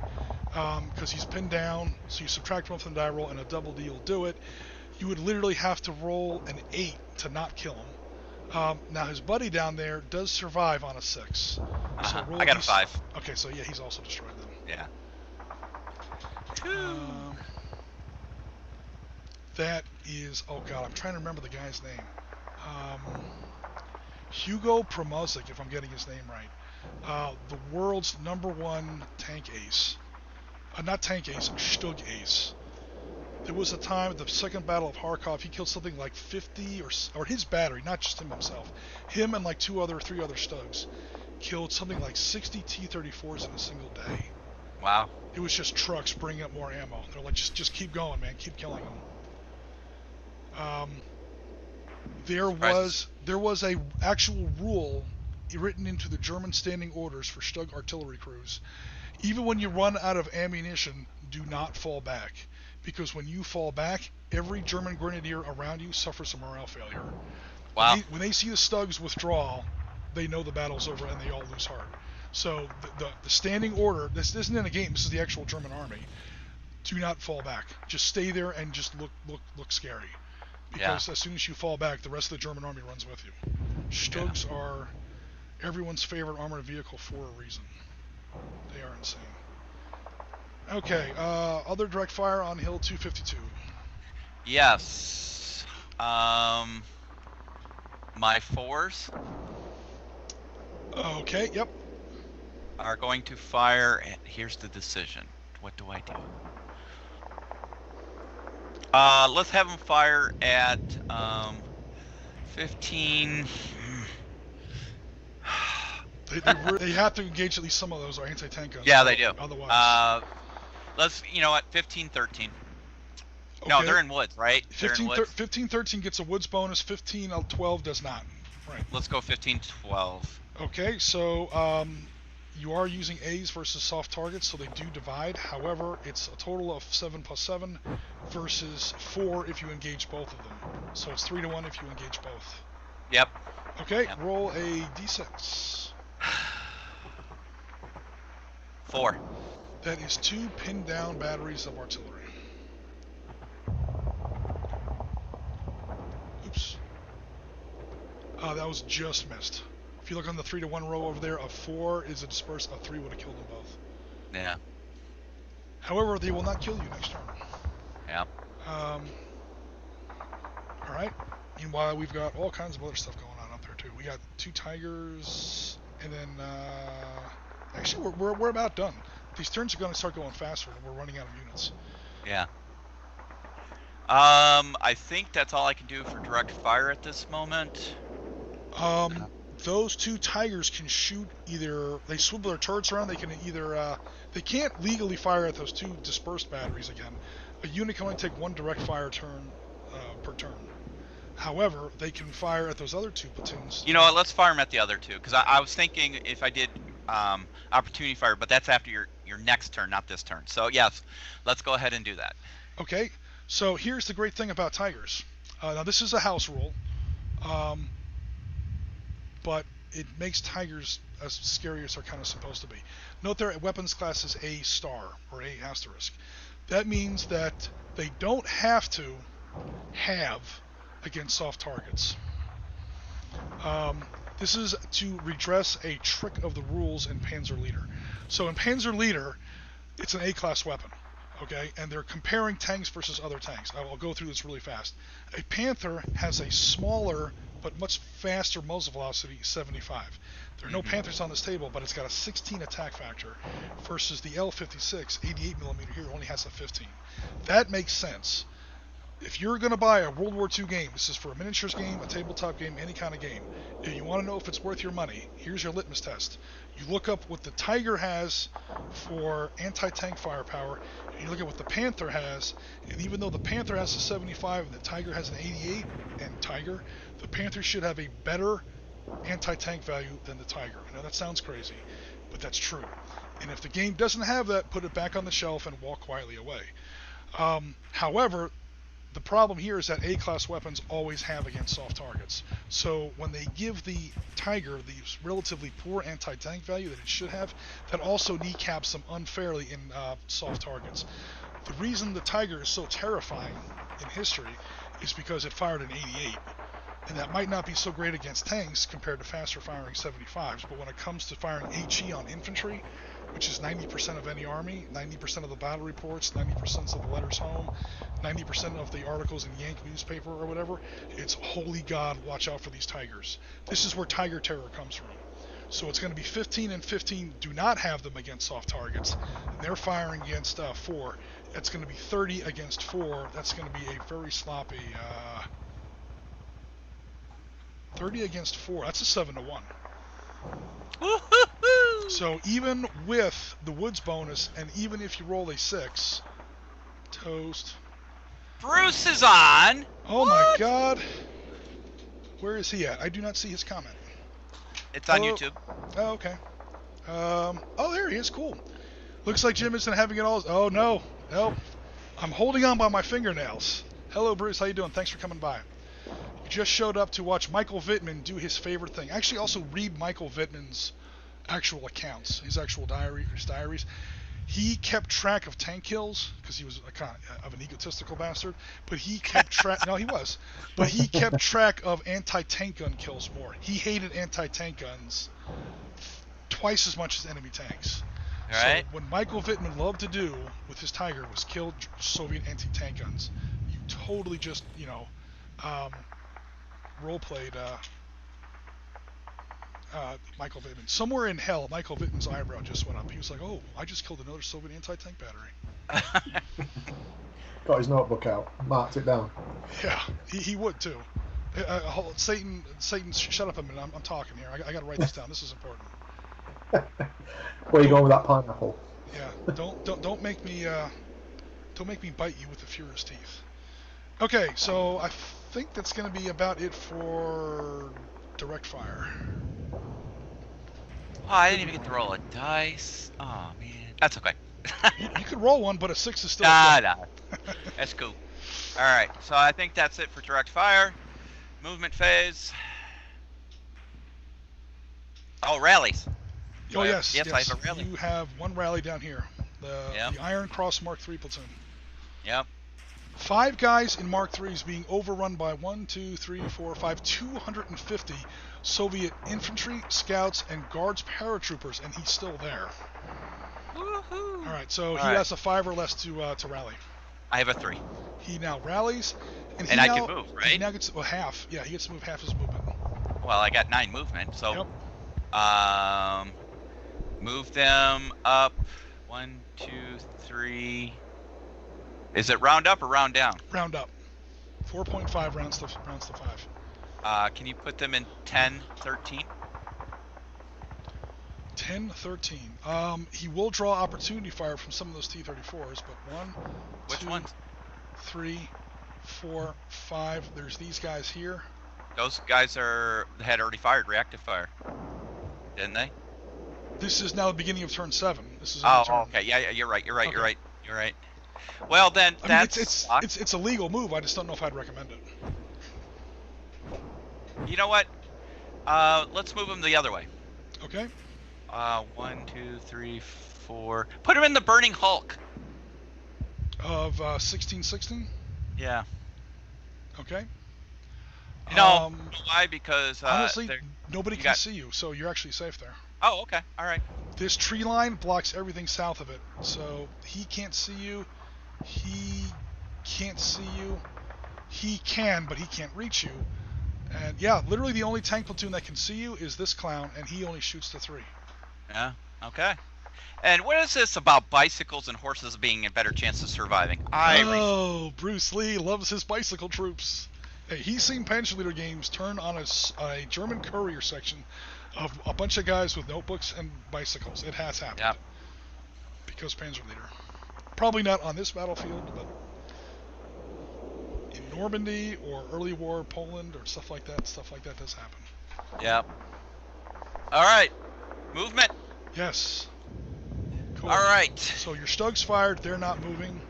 However, these guys can move half because they all fire. They have turrets. These guys can unload, and then the half tracks. Let's have the Tigers move on to the objective, Hex. No! Oh no, she's now winning. 3-2. That's it. The tide has turned again. This game has turned tide at least 3 times now. You now own 3 out of 5 objective hexes. Although your hold on one of them is razor thin. Oh yeah, all of them are razor thin. Let's be honest.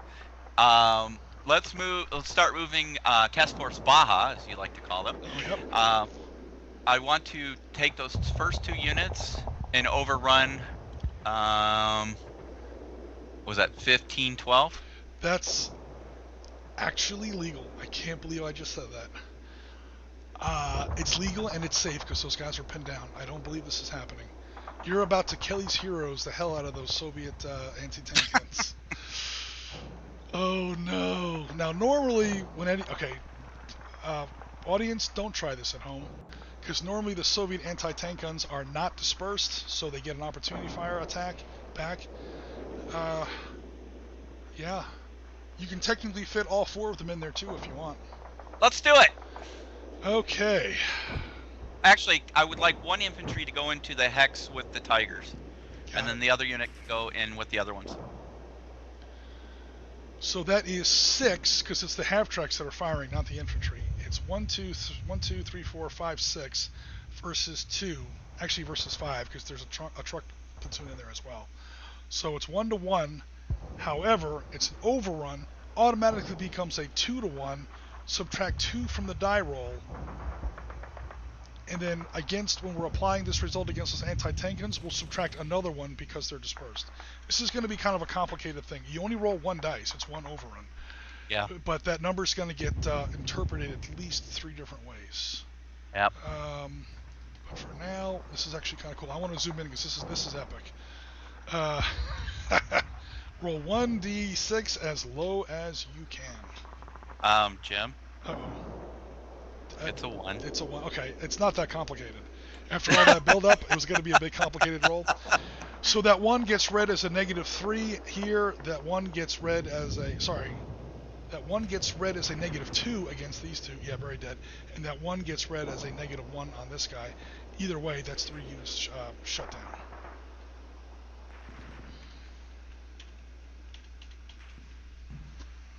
And that is pretty much the end of the 108th. They literally have a section of trucks left.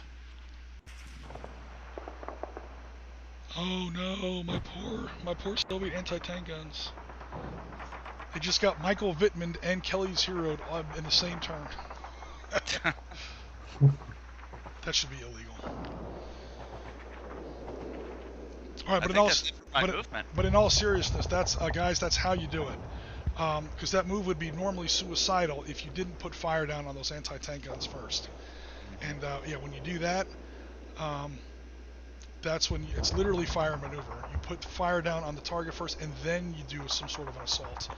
Otherwise, you're going to catch fire coming in, and that's not going. You're going to get a very, very, very different result. If those two anti-tank batteries had not been pinned down already by the Mark IVs, of course, we all know what happens. Those two guys get to fire at 9 times 2, 18 each. That's 2 4-to-1s. That's 2 platoons of Hanomaks blown up with their infantry. That would have cost her 120 dead, killed, wounded, and missing. Instead, she did it for free and didn't even have to really pick up a dice. Panzer Leader rewards tactics. The dice are always going to be in there a little, but man, few games allow you to minimize the impact of the dice quite as much as careful, detail-driven kind of Panzer Leader. But I will stop gushing, and we'll go back to some movement. I'm trying to clean up this map a little bit here. Let me send to back. Gee, I just heard the Stars and Stripes in the living room. Sergeant Sitrep has his cigar. Excellent. Awesome.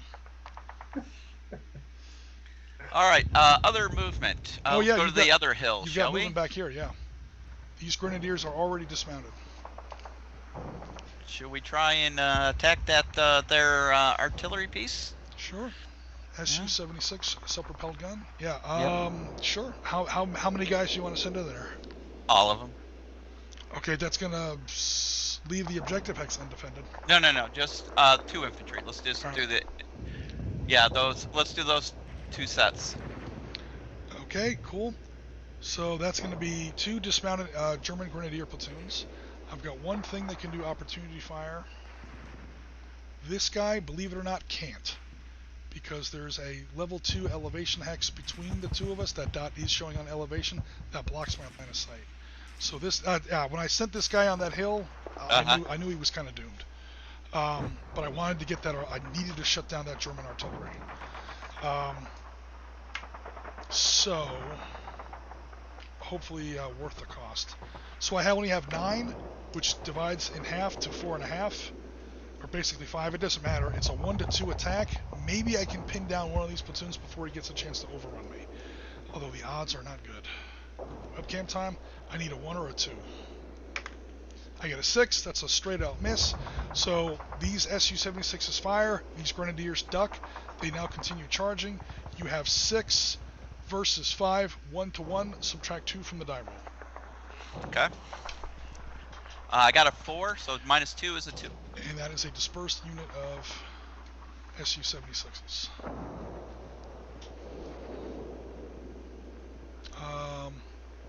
If it had engineers in there, that's when he gets the additional overrun bonus, but yeah. It doesn't have that.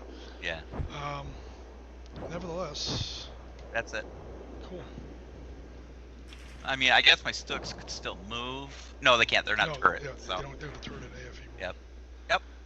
Ask Bruce about that rule. Ask Bruce about that rule with 3 platoons of Cromwells behind Gold Beach, June 6, 1944.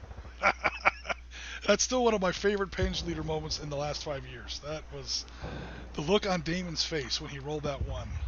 That was a 9-hour game. It came down to one die roll, and he rolled a 1. I couldn't believe my eyes. Alright, cool. So that will wrap us up for German turn 7. Let's go to Soviet turn 7. We will begin with direct fire, because I have no real artillery. Unless I want to bring in my bombers. I do have 2 bombers. I still haven't. Oh yeah, I forgot about those. They are stronger than yours, but only once. They get 1 big bomb attack. That's 30 apiece. After that, they get some piss ain't machine gun. That's not very useful.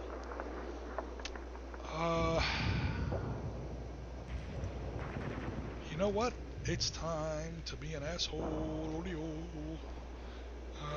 we at here? Actually, I'm not going to shift those Tigers. This is still very much up in the air. I'm probably going to hold that one. Let me at least threaten this one. This is the 994th Light Bomber Aviation Regiment. They were with 31st Tank Brigade, or I should say specifically 29th Tank Corps that day. We do our homework here on the Sitrep Podcast. They are coming in, and they're going to bomb your Objective X. Okay. Alright. So my 2 PE2 I'm not going to try and pronounce it. My 2 PE2 bombers, they have a total of 30 times 2 is 60. 60 versus 8. That's kind of overkill there. That is what it is. Do I want to do that? Yeah, you want to do that. Because you see what's going to happen. I'm going to empty out that hex, then my Su-76s in their movement phase are going to rush up and grab that hex. Then you're going to cat attack me. You know what? It makes for an exciting stream. Would I do that? I hope you would. I wouldn't respect you if you didn't. So 60 versus 8 is way. Actually, it's 7-1. 7-1. Oh wait, no, it doesn't because it does. But that only kills the infantry platoon, not the half tracks that are in there. Come on and copy already. Gee whiz. Bruce Lee has played several very big and very epic battles of Panzerleader against me. In fact, he's played 3. He currently has a 2-1 record versus Oriskany. He's won 2 and he's lost 1. The one he lost was on the Eastern Front, and I was playing the Soviets. Just saying. You take on Oriskany with the Russians. Pack a lunch. Okay, that's going to be it for my air phase. Direct fire phase. Oh, yes, I have some direct fire. Oh, I bet you do. Oh, no. You did so well for so long, not firing, so I couldn't see you. Fee, fi, fo, fum. I have 2 platoons of Su-152s. Or technically 2 batteries. Alright, so, oh man. That is going to be 40 points versus 3, because that hex is now spotted. They shot at my T-34s. Yeah, even if I roll a 7. Good night, sweet prince, and may flights of angels wing thee to thy rest. Come on, Excel, scroll around here. I may get rid of some of these other tabs. I think it's making the file too big. That might speed things up a little bit.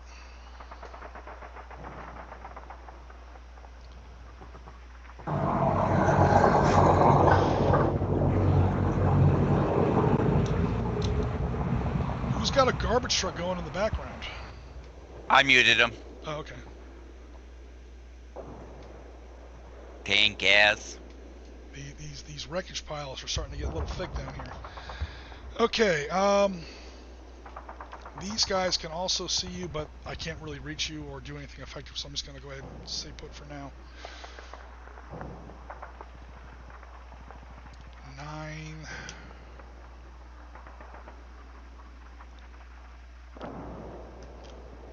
I gotta shut things down here in the south. So, not exactly the right tool for the job here.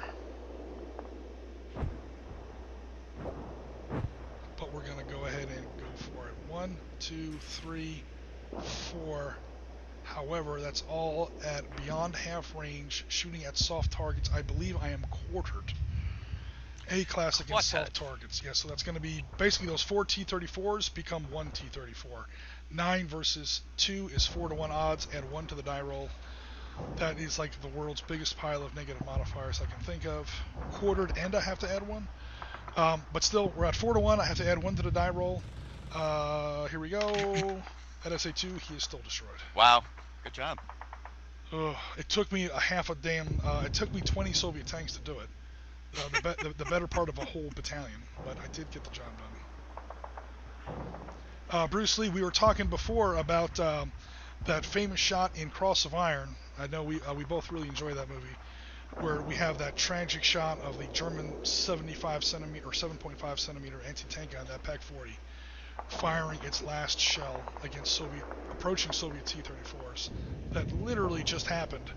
Only difference, these are T-34Cs instead of T-34-85s. Close enough. But we basically just saw that happen from Cross of Iron right there. Alright, other direct fire. Nothing here, nothing here. Over here. That's nothing, nothing, nothing. Also, a lot of these guys... Oh, it's a new turn. Okay. You know what? I'm going to have to do it. I got to do something against these guys. Does not double. In fact, that one gets cut in. That one does not double, That's 13. Does double, 18 plus 18. We're firing at Stugs. Oh, okay. 18 plus 18 plus 9 plus 4. Plus 4 again. Those guys can't reach. This last platoon of T-34s right there does reach, but 1, 2, 3, 4. I'm at greater than half range. They get cut in half. Plus 5. I have a total of 58 points.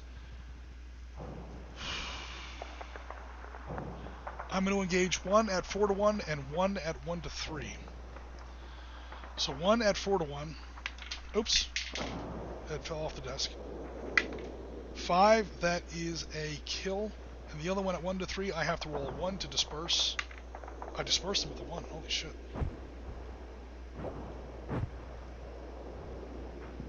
And that is literally everything on this hill, except for the infantry. Oh my god. I meant to copy the wreck, not the T-34. I swear I'm not trying to cheat.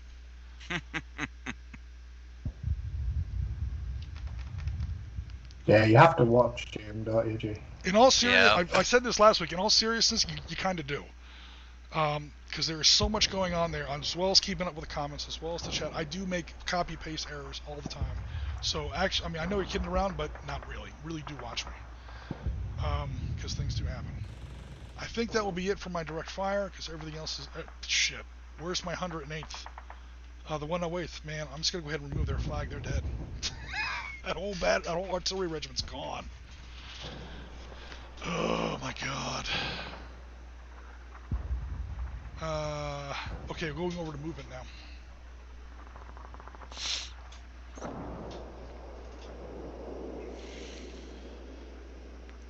One, 2 for going up the slope. 3, 4, 5. 1, 2 going up the slope. 3, 4, 5. 1, 2 going up the slope. 3, 4, 5.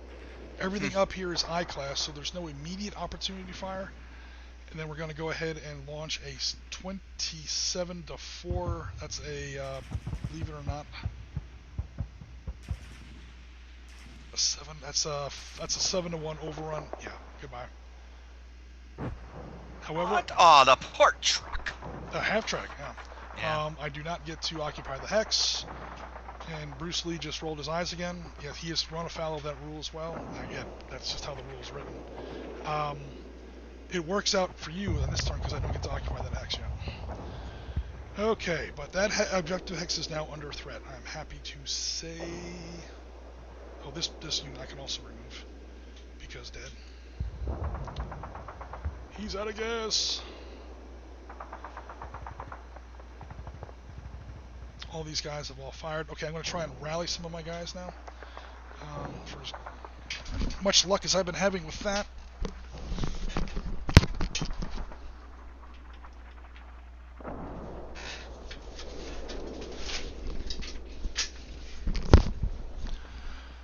Alright, webcam time. First here. Fails. Second here. Succeeds. Third one here. Fails. Dude, my Soviet morale is terrible. Morale B for the Soviets, Andrew, and A for the Germans. These three T-34s here. Mm-hmm. I got 3 of them, so I'll roll 3 dice. Succeed, succeed, fail. So 2 made it, 1 didn't.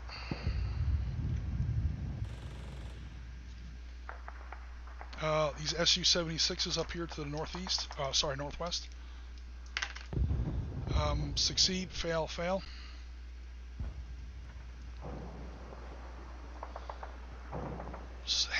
When you're playing Panzerleader as the Soviets, or PanzerBlitz technically as the Soviets, half the battle is just putting your army back together turn after turn. Alright, I think that's it for my rallies. We go over now to movement. Nothing that rallied gets to move. So pretty much everything down here is kind of stuck. The only 2 units I can move are these 2, because they haven't fired or rallied.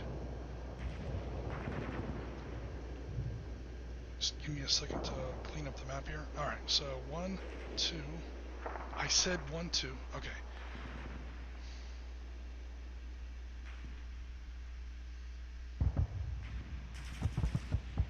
6, 7. Opportunity fire. Yep. Go for it. 20 versus 9. That's 2 to 1 against 1, or 1 to 1 against both. 1 to 1 against both, please. Cool. Roll a d6. Rolling a d6. D6. D6. Sorry, Jim. It's alright. A 1. Oh no. That pins them both. I like this dice program. Yeah, I bet. She's not even rolling real dice, folks. I just want to put that on the table. Oh, man. Alright, other movement. Oh, yeah, I've got some more movement. Yay! We're winning again. Just took that objective X. And we're going to go ahead and opportunity fire. Yay or nay? It'd be 6 against 7. It'd be 1 to 2. 1 to 2? It's 6. Yeah, you're 6. You divided 12. Oh, I see. Yeah, versus yeah. 7. Nah. In all honesty, I'm then moving in this one. That would be at least be 1 to 1 if you wanted to take opportunity fire against them. Yeah, let's do it. Okay, cool. No, I don't want to. Okay, no worries. Don't talk me into it. I won't. There goes that. Oh, now you're gonna stack me, huh? Well, I see how I can only fit 3 in a hex. Uh-huh. Huh. And now comes the assault. What else do I want to move? But that's going to be the end of my turn. Oh my god. Dude, that assault marker is like totally submerged under so much crap is going on. God damn, I love this game. When the hexes get all compacted like this, and it's just, you know, like this, like I said before, a bolt action table or a 20mm table would be 1 hex. But if you take that 1 hex and you kind of have it like across these 3 borders, this is your bolt action table. This is why the game bolt action exists. You literally just get these corners of these 3 hexes. You've got 150 Soviet infantry and 10 Stugs. That is the mother of all bolt action games, happening right there under that assault arrow. That's where bolt action lives and breathes, right there. I would love to pile more infantry into that hex, but it's double stacked with all kinds of wreck stuff. So I can't fit that much junk in there. Oh my god, dude. You're about ready to overrun my headquarters. Load into the truck, please. That costs half the truck's movement. No, I don't want to change the picture, dude.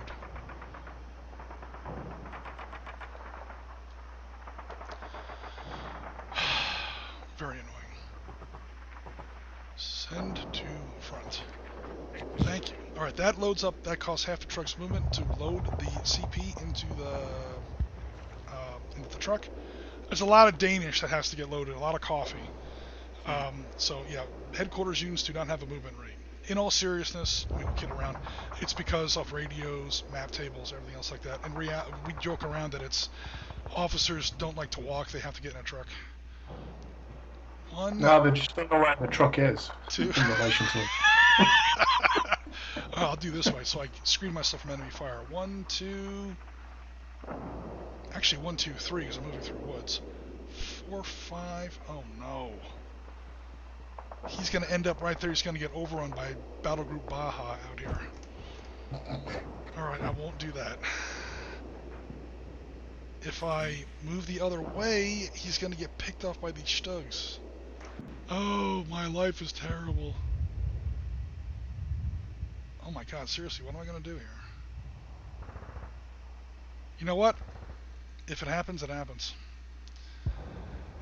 I waited too long to pull him out.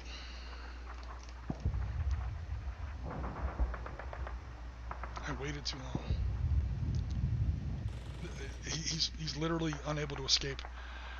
Those Stugs might pick him. In fact, those Stugs would pick him off. 1, 2, 3. Well, yeah, he's already dead if I do that. Dead. Damn those Stugs. So he's gonna have to stay there. She's gonna have to bum rush me and attack me. Maybe I can get reinforcements to her. Maybe I can do that. Alright, so this truck is gonna move there. And then I'm gonna get at least 1, 2,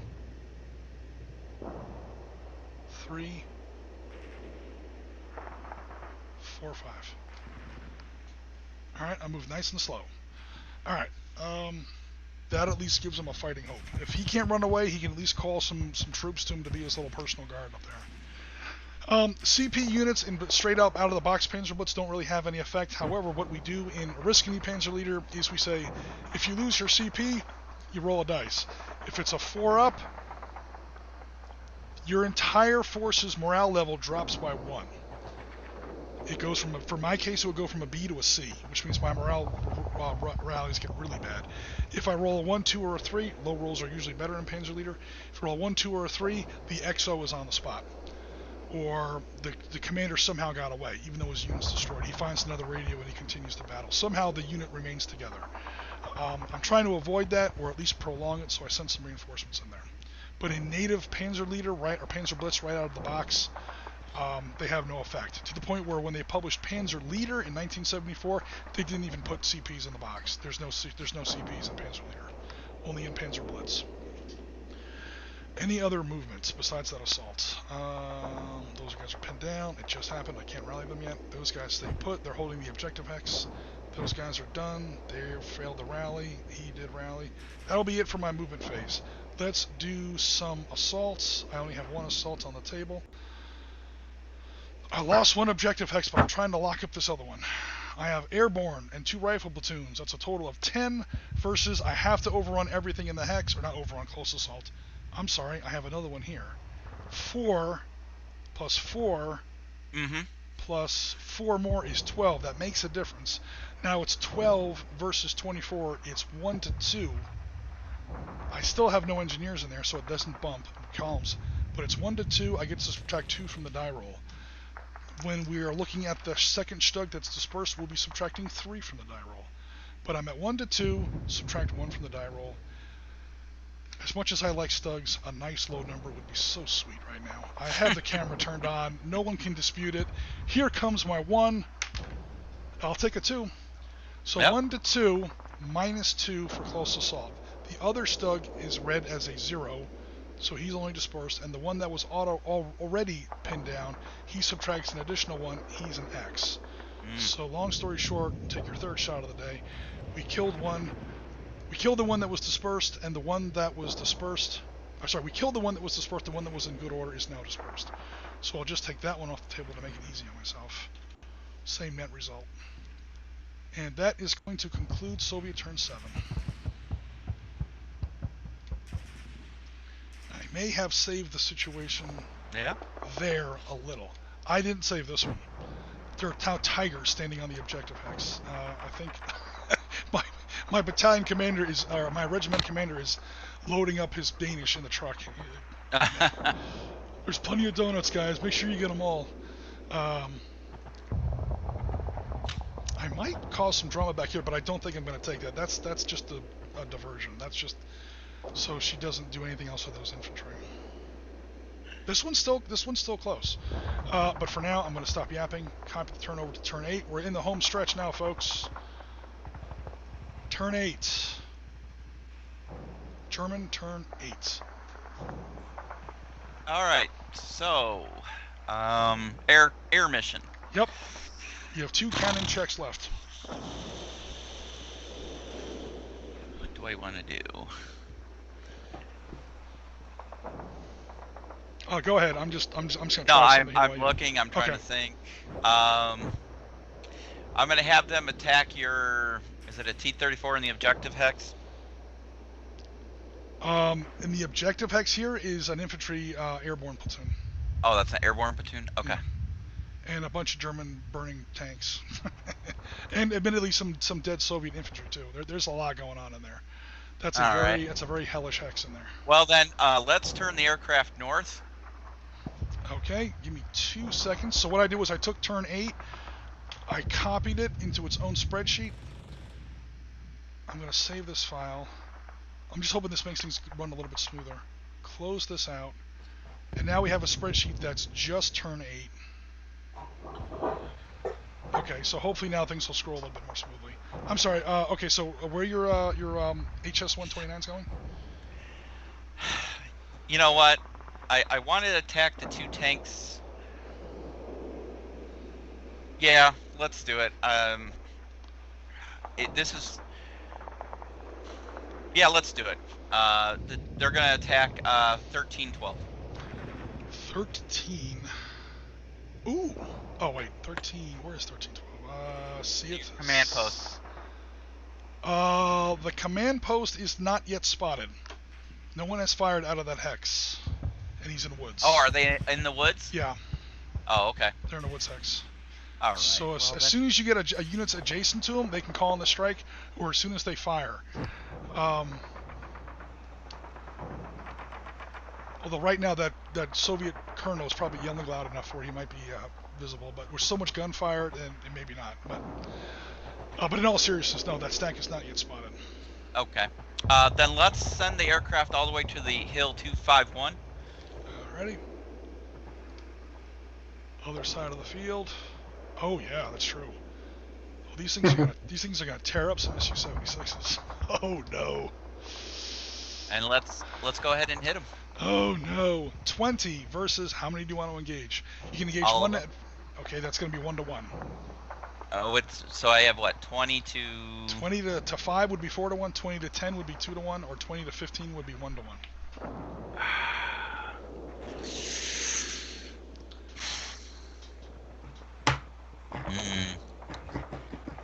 Let's do 2-to-1. Okay, 2-to-1. So that's going to be 20 against 10 is 2-to-1. Okay, cool. Roll a d6 as low as you can while I catch you on the chat. I got a 3. A 3 on 2-to-1. That is 2 batteries of Su-76s pinned down, which means they're hella vulnerable against counterattack now. Okay, you've got 1 cannon burst left in those guns, and then they are dry. Yep. All right. Meanwhile, in the chat, thank you, Itinerant Hobbyist. Okay, am I missing someone in the chat? Who is Itinerant Hobbyist? Don't know. It's a new name for me. Okay, cool. Well, welcome. Yeah, because Sitrep Podcast says thank you, Itinerant Hobbyist. Is that you, Sitrep Podcast, Gas? No, that's not me. No. I'm the one who said thank you to them. Oh, okay, cool. Oh, there it is. I looked right past it. Sorry, Itinerant Hobbyist. Great for seeing you continue to play this and spreading the word with the live plays. Thanks very much, Itinerant Hobbyist. Appreciate it. Yeah, that Bruce Lee says that's just because Panthers are more sexy. Well, that's very true. As we've said in some other streams, that's a high maintenance girlfriend. If a panther is working and she's in a good mood, and you're willing to spend the money and the points, she'll do. But I tell you what, man, no, better to have a bunch of T-34s. That is a 45-ton Swiss watch. That is. I tell you what. Here's one 2-second story. We were actually touring Normandy in 2014 for the 70th anniversary, and our trip was now over. We were driving back to Paris for the air flight home, And my girlfriend was with us, was with me, and she said, I want to go to see Monet's house. And I'm like, oh, for God's sake. We came here to look at graveyards and German bunkers and burnt-out tanks. I don't want to look at anything pretty, like Monet's house. I mean, come on. So we went to Monet's house, and I was like grumbling and pissy, and we're going to miss our flight now and everything else. But on the way back, we passed by the battlefield at Argenton, where the Battle of Normandy actually ends in August of 1944, where those pincers finally closed at Falaise. And I said, oh, well, I'll tell you what, I'll trade you. We'll go see Monet's house if we stop by this one last museum. Now, poor Jen, she's been to 78 museums in the last 3 days or whatever. She's like, okay. So as we pull up, didn't know it, this thing travels around Europe. It's one of 12 operational Panthers left in the world. Yeah, there she was, a Panther Ausführung G. I couldn't believe my eyes. That's like a once-in-a-lifetime thing, to actually see one of the world's last running Panthers. There's 12 of them left on the planet, and I've seen one of them. It was absolutely crazy. But yeah, I come around the hedgerow and I see that. It's like, that can't be a real Panther. That is a beautiful machine. Perfectly restored. Absolutely perfectly. Down to the vision blocks of glass and the turret periscope. And it was absolutely awesome. And still running. Oh well, sorry, that was my moment. So, okay, that concludes German air phase. We will now go to German direct fire phase. Direct fire. Huh. And Rasmus says the other reason Tigers are mean is because of the armor. This is also true. Although this game gives a Panther and a Tiger the same 12 in defense. Which I don't know 100% if I agree with. That's the frontal armor. I think the game assumes that you're always pointing your front kind of towards the enemy. Obviously, units here don't really have a facing. Tiger's armor was thicker and heavier, but not as well sloped. However, Panthers were very vulnerable on the sides. So, give 6 in one hand, 12 in the other, kind of thing. Sorry, G, I've interrupted you twice now. No, you're fine. You're fine. I have no direct fire at this point in time. That's actually kind of true. I really don't. Yeah, these turns are going to start going quicker if I can be quiet about history. All right, let's go to your movement. Okay.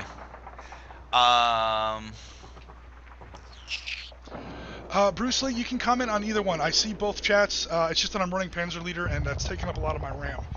But either one, we can either do Panzer. You can either comment on Twitch. I see you on both, actually.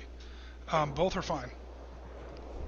Sorry, I do apologize. All right, G, go ahead. No, you're cool. Let's go ahead and move my Tigers. Okay. To 1412. The whole group, the whole Tiger group. Oh, I got the wrong units. No, you got them right. There's an infantry and Tigers in there. Oh, that whole thing. 1412. Yep. 1, 2. Oh man, my German, my Russian colonel just saw 10 Tigers come out of the woods. Oh god. I'm sensing a brown stain in his uniform right now. Yeah, it's a good thing he's already wearing brown. Now, if you move those half tracks in there, you're going to give the Germans the Soviets a bit of a moral victory, because that's going to be 8 points of point-blank tank fire against your Hanomaags. No, we'll leave the infantry there. Okay, cool. Yeah. Of course, you can always dismount the infantry so they're not so vulnerable against anti-tank guns. You know what? Let's go ahead and dismount them there. All right, this one will dismount. I've been pestering Bruce to show up to one of our streams for months now. When he finally does, and I'm missing all his comments. I do apologize. Infantry are now dismounted in that hex. All right, my 4s. Yep. Can you put them in 1411, please? 1, 2, 3. We're gonna go ahead just because we know we're about to. You know what? You can't attack. You can't counterattack me. All right, I'll just keep the turn sequence together. Go ahead. Keep going. My other infantry units, all those up there. Yep. Can you move them to? Let's see where I'm at. Oh boy. Oh boy. Let's move them south, shall we? Put them in, well, you got that truck there, huh? 1612, please. All 3 stacks? Yep. Okay. Yes, Bruce, give me all the grief. I love the grief. I am sorry that we're having internet issues, apparently. Everyone's having it, so we've shut down all internet in our house. I'm not sure what else could be causing it, but... Okay. Do me a favor to keep the turn sequence together. Let's try to rally that Stug unit, your last Stug battery. Uh-huh. He rallies on a 1 through a 5. Okay. I'm rallying. 3. He does successfully rally. Gee, when you were saying rally then, all I had in my head was I'm walking the mile, I'm walking the mile, I'm walking the mile. It's because I watched it recently, but he had the same tone. I was thinking, maybe that's true. He's not looking too hot at the moment.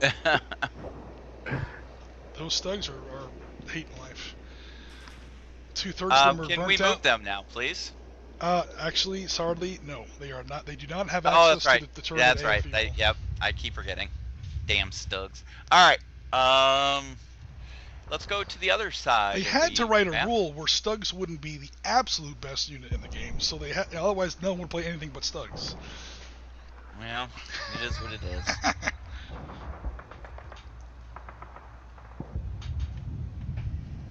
All right, let's go to the other hill, please. Okay.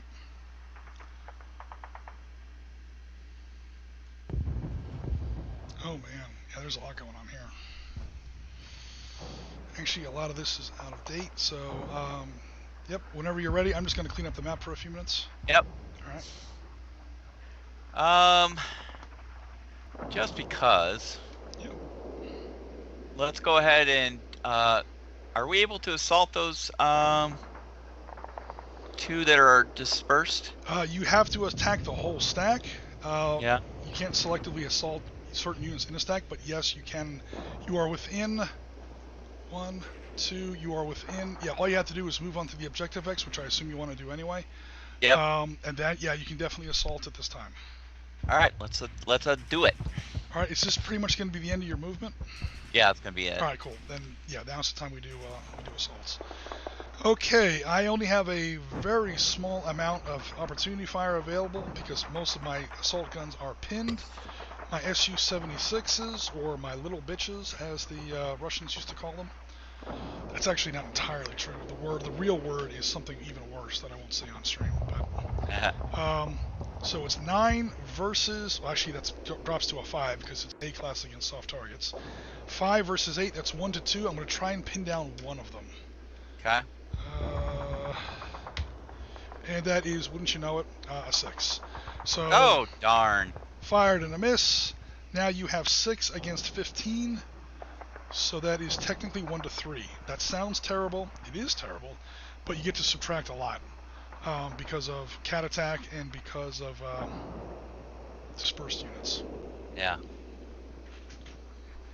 All right. Meanwhile, your German colonel is like sitting there eating Danish, watching, going, "Wow, this is really cool. You guys are doing a great job.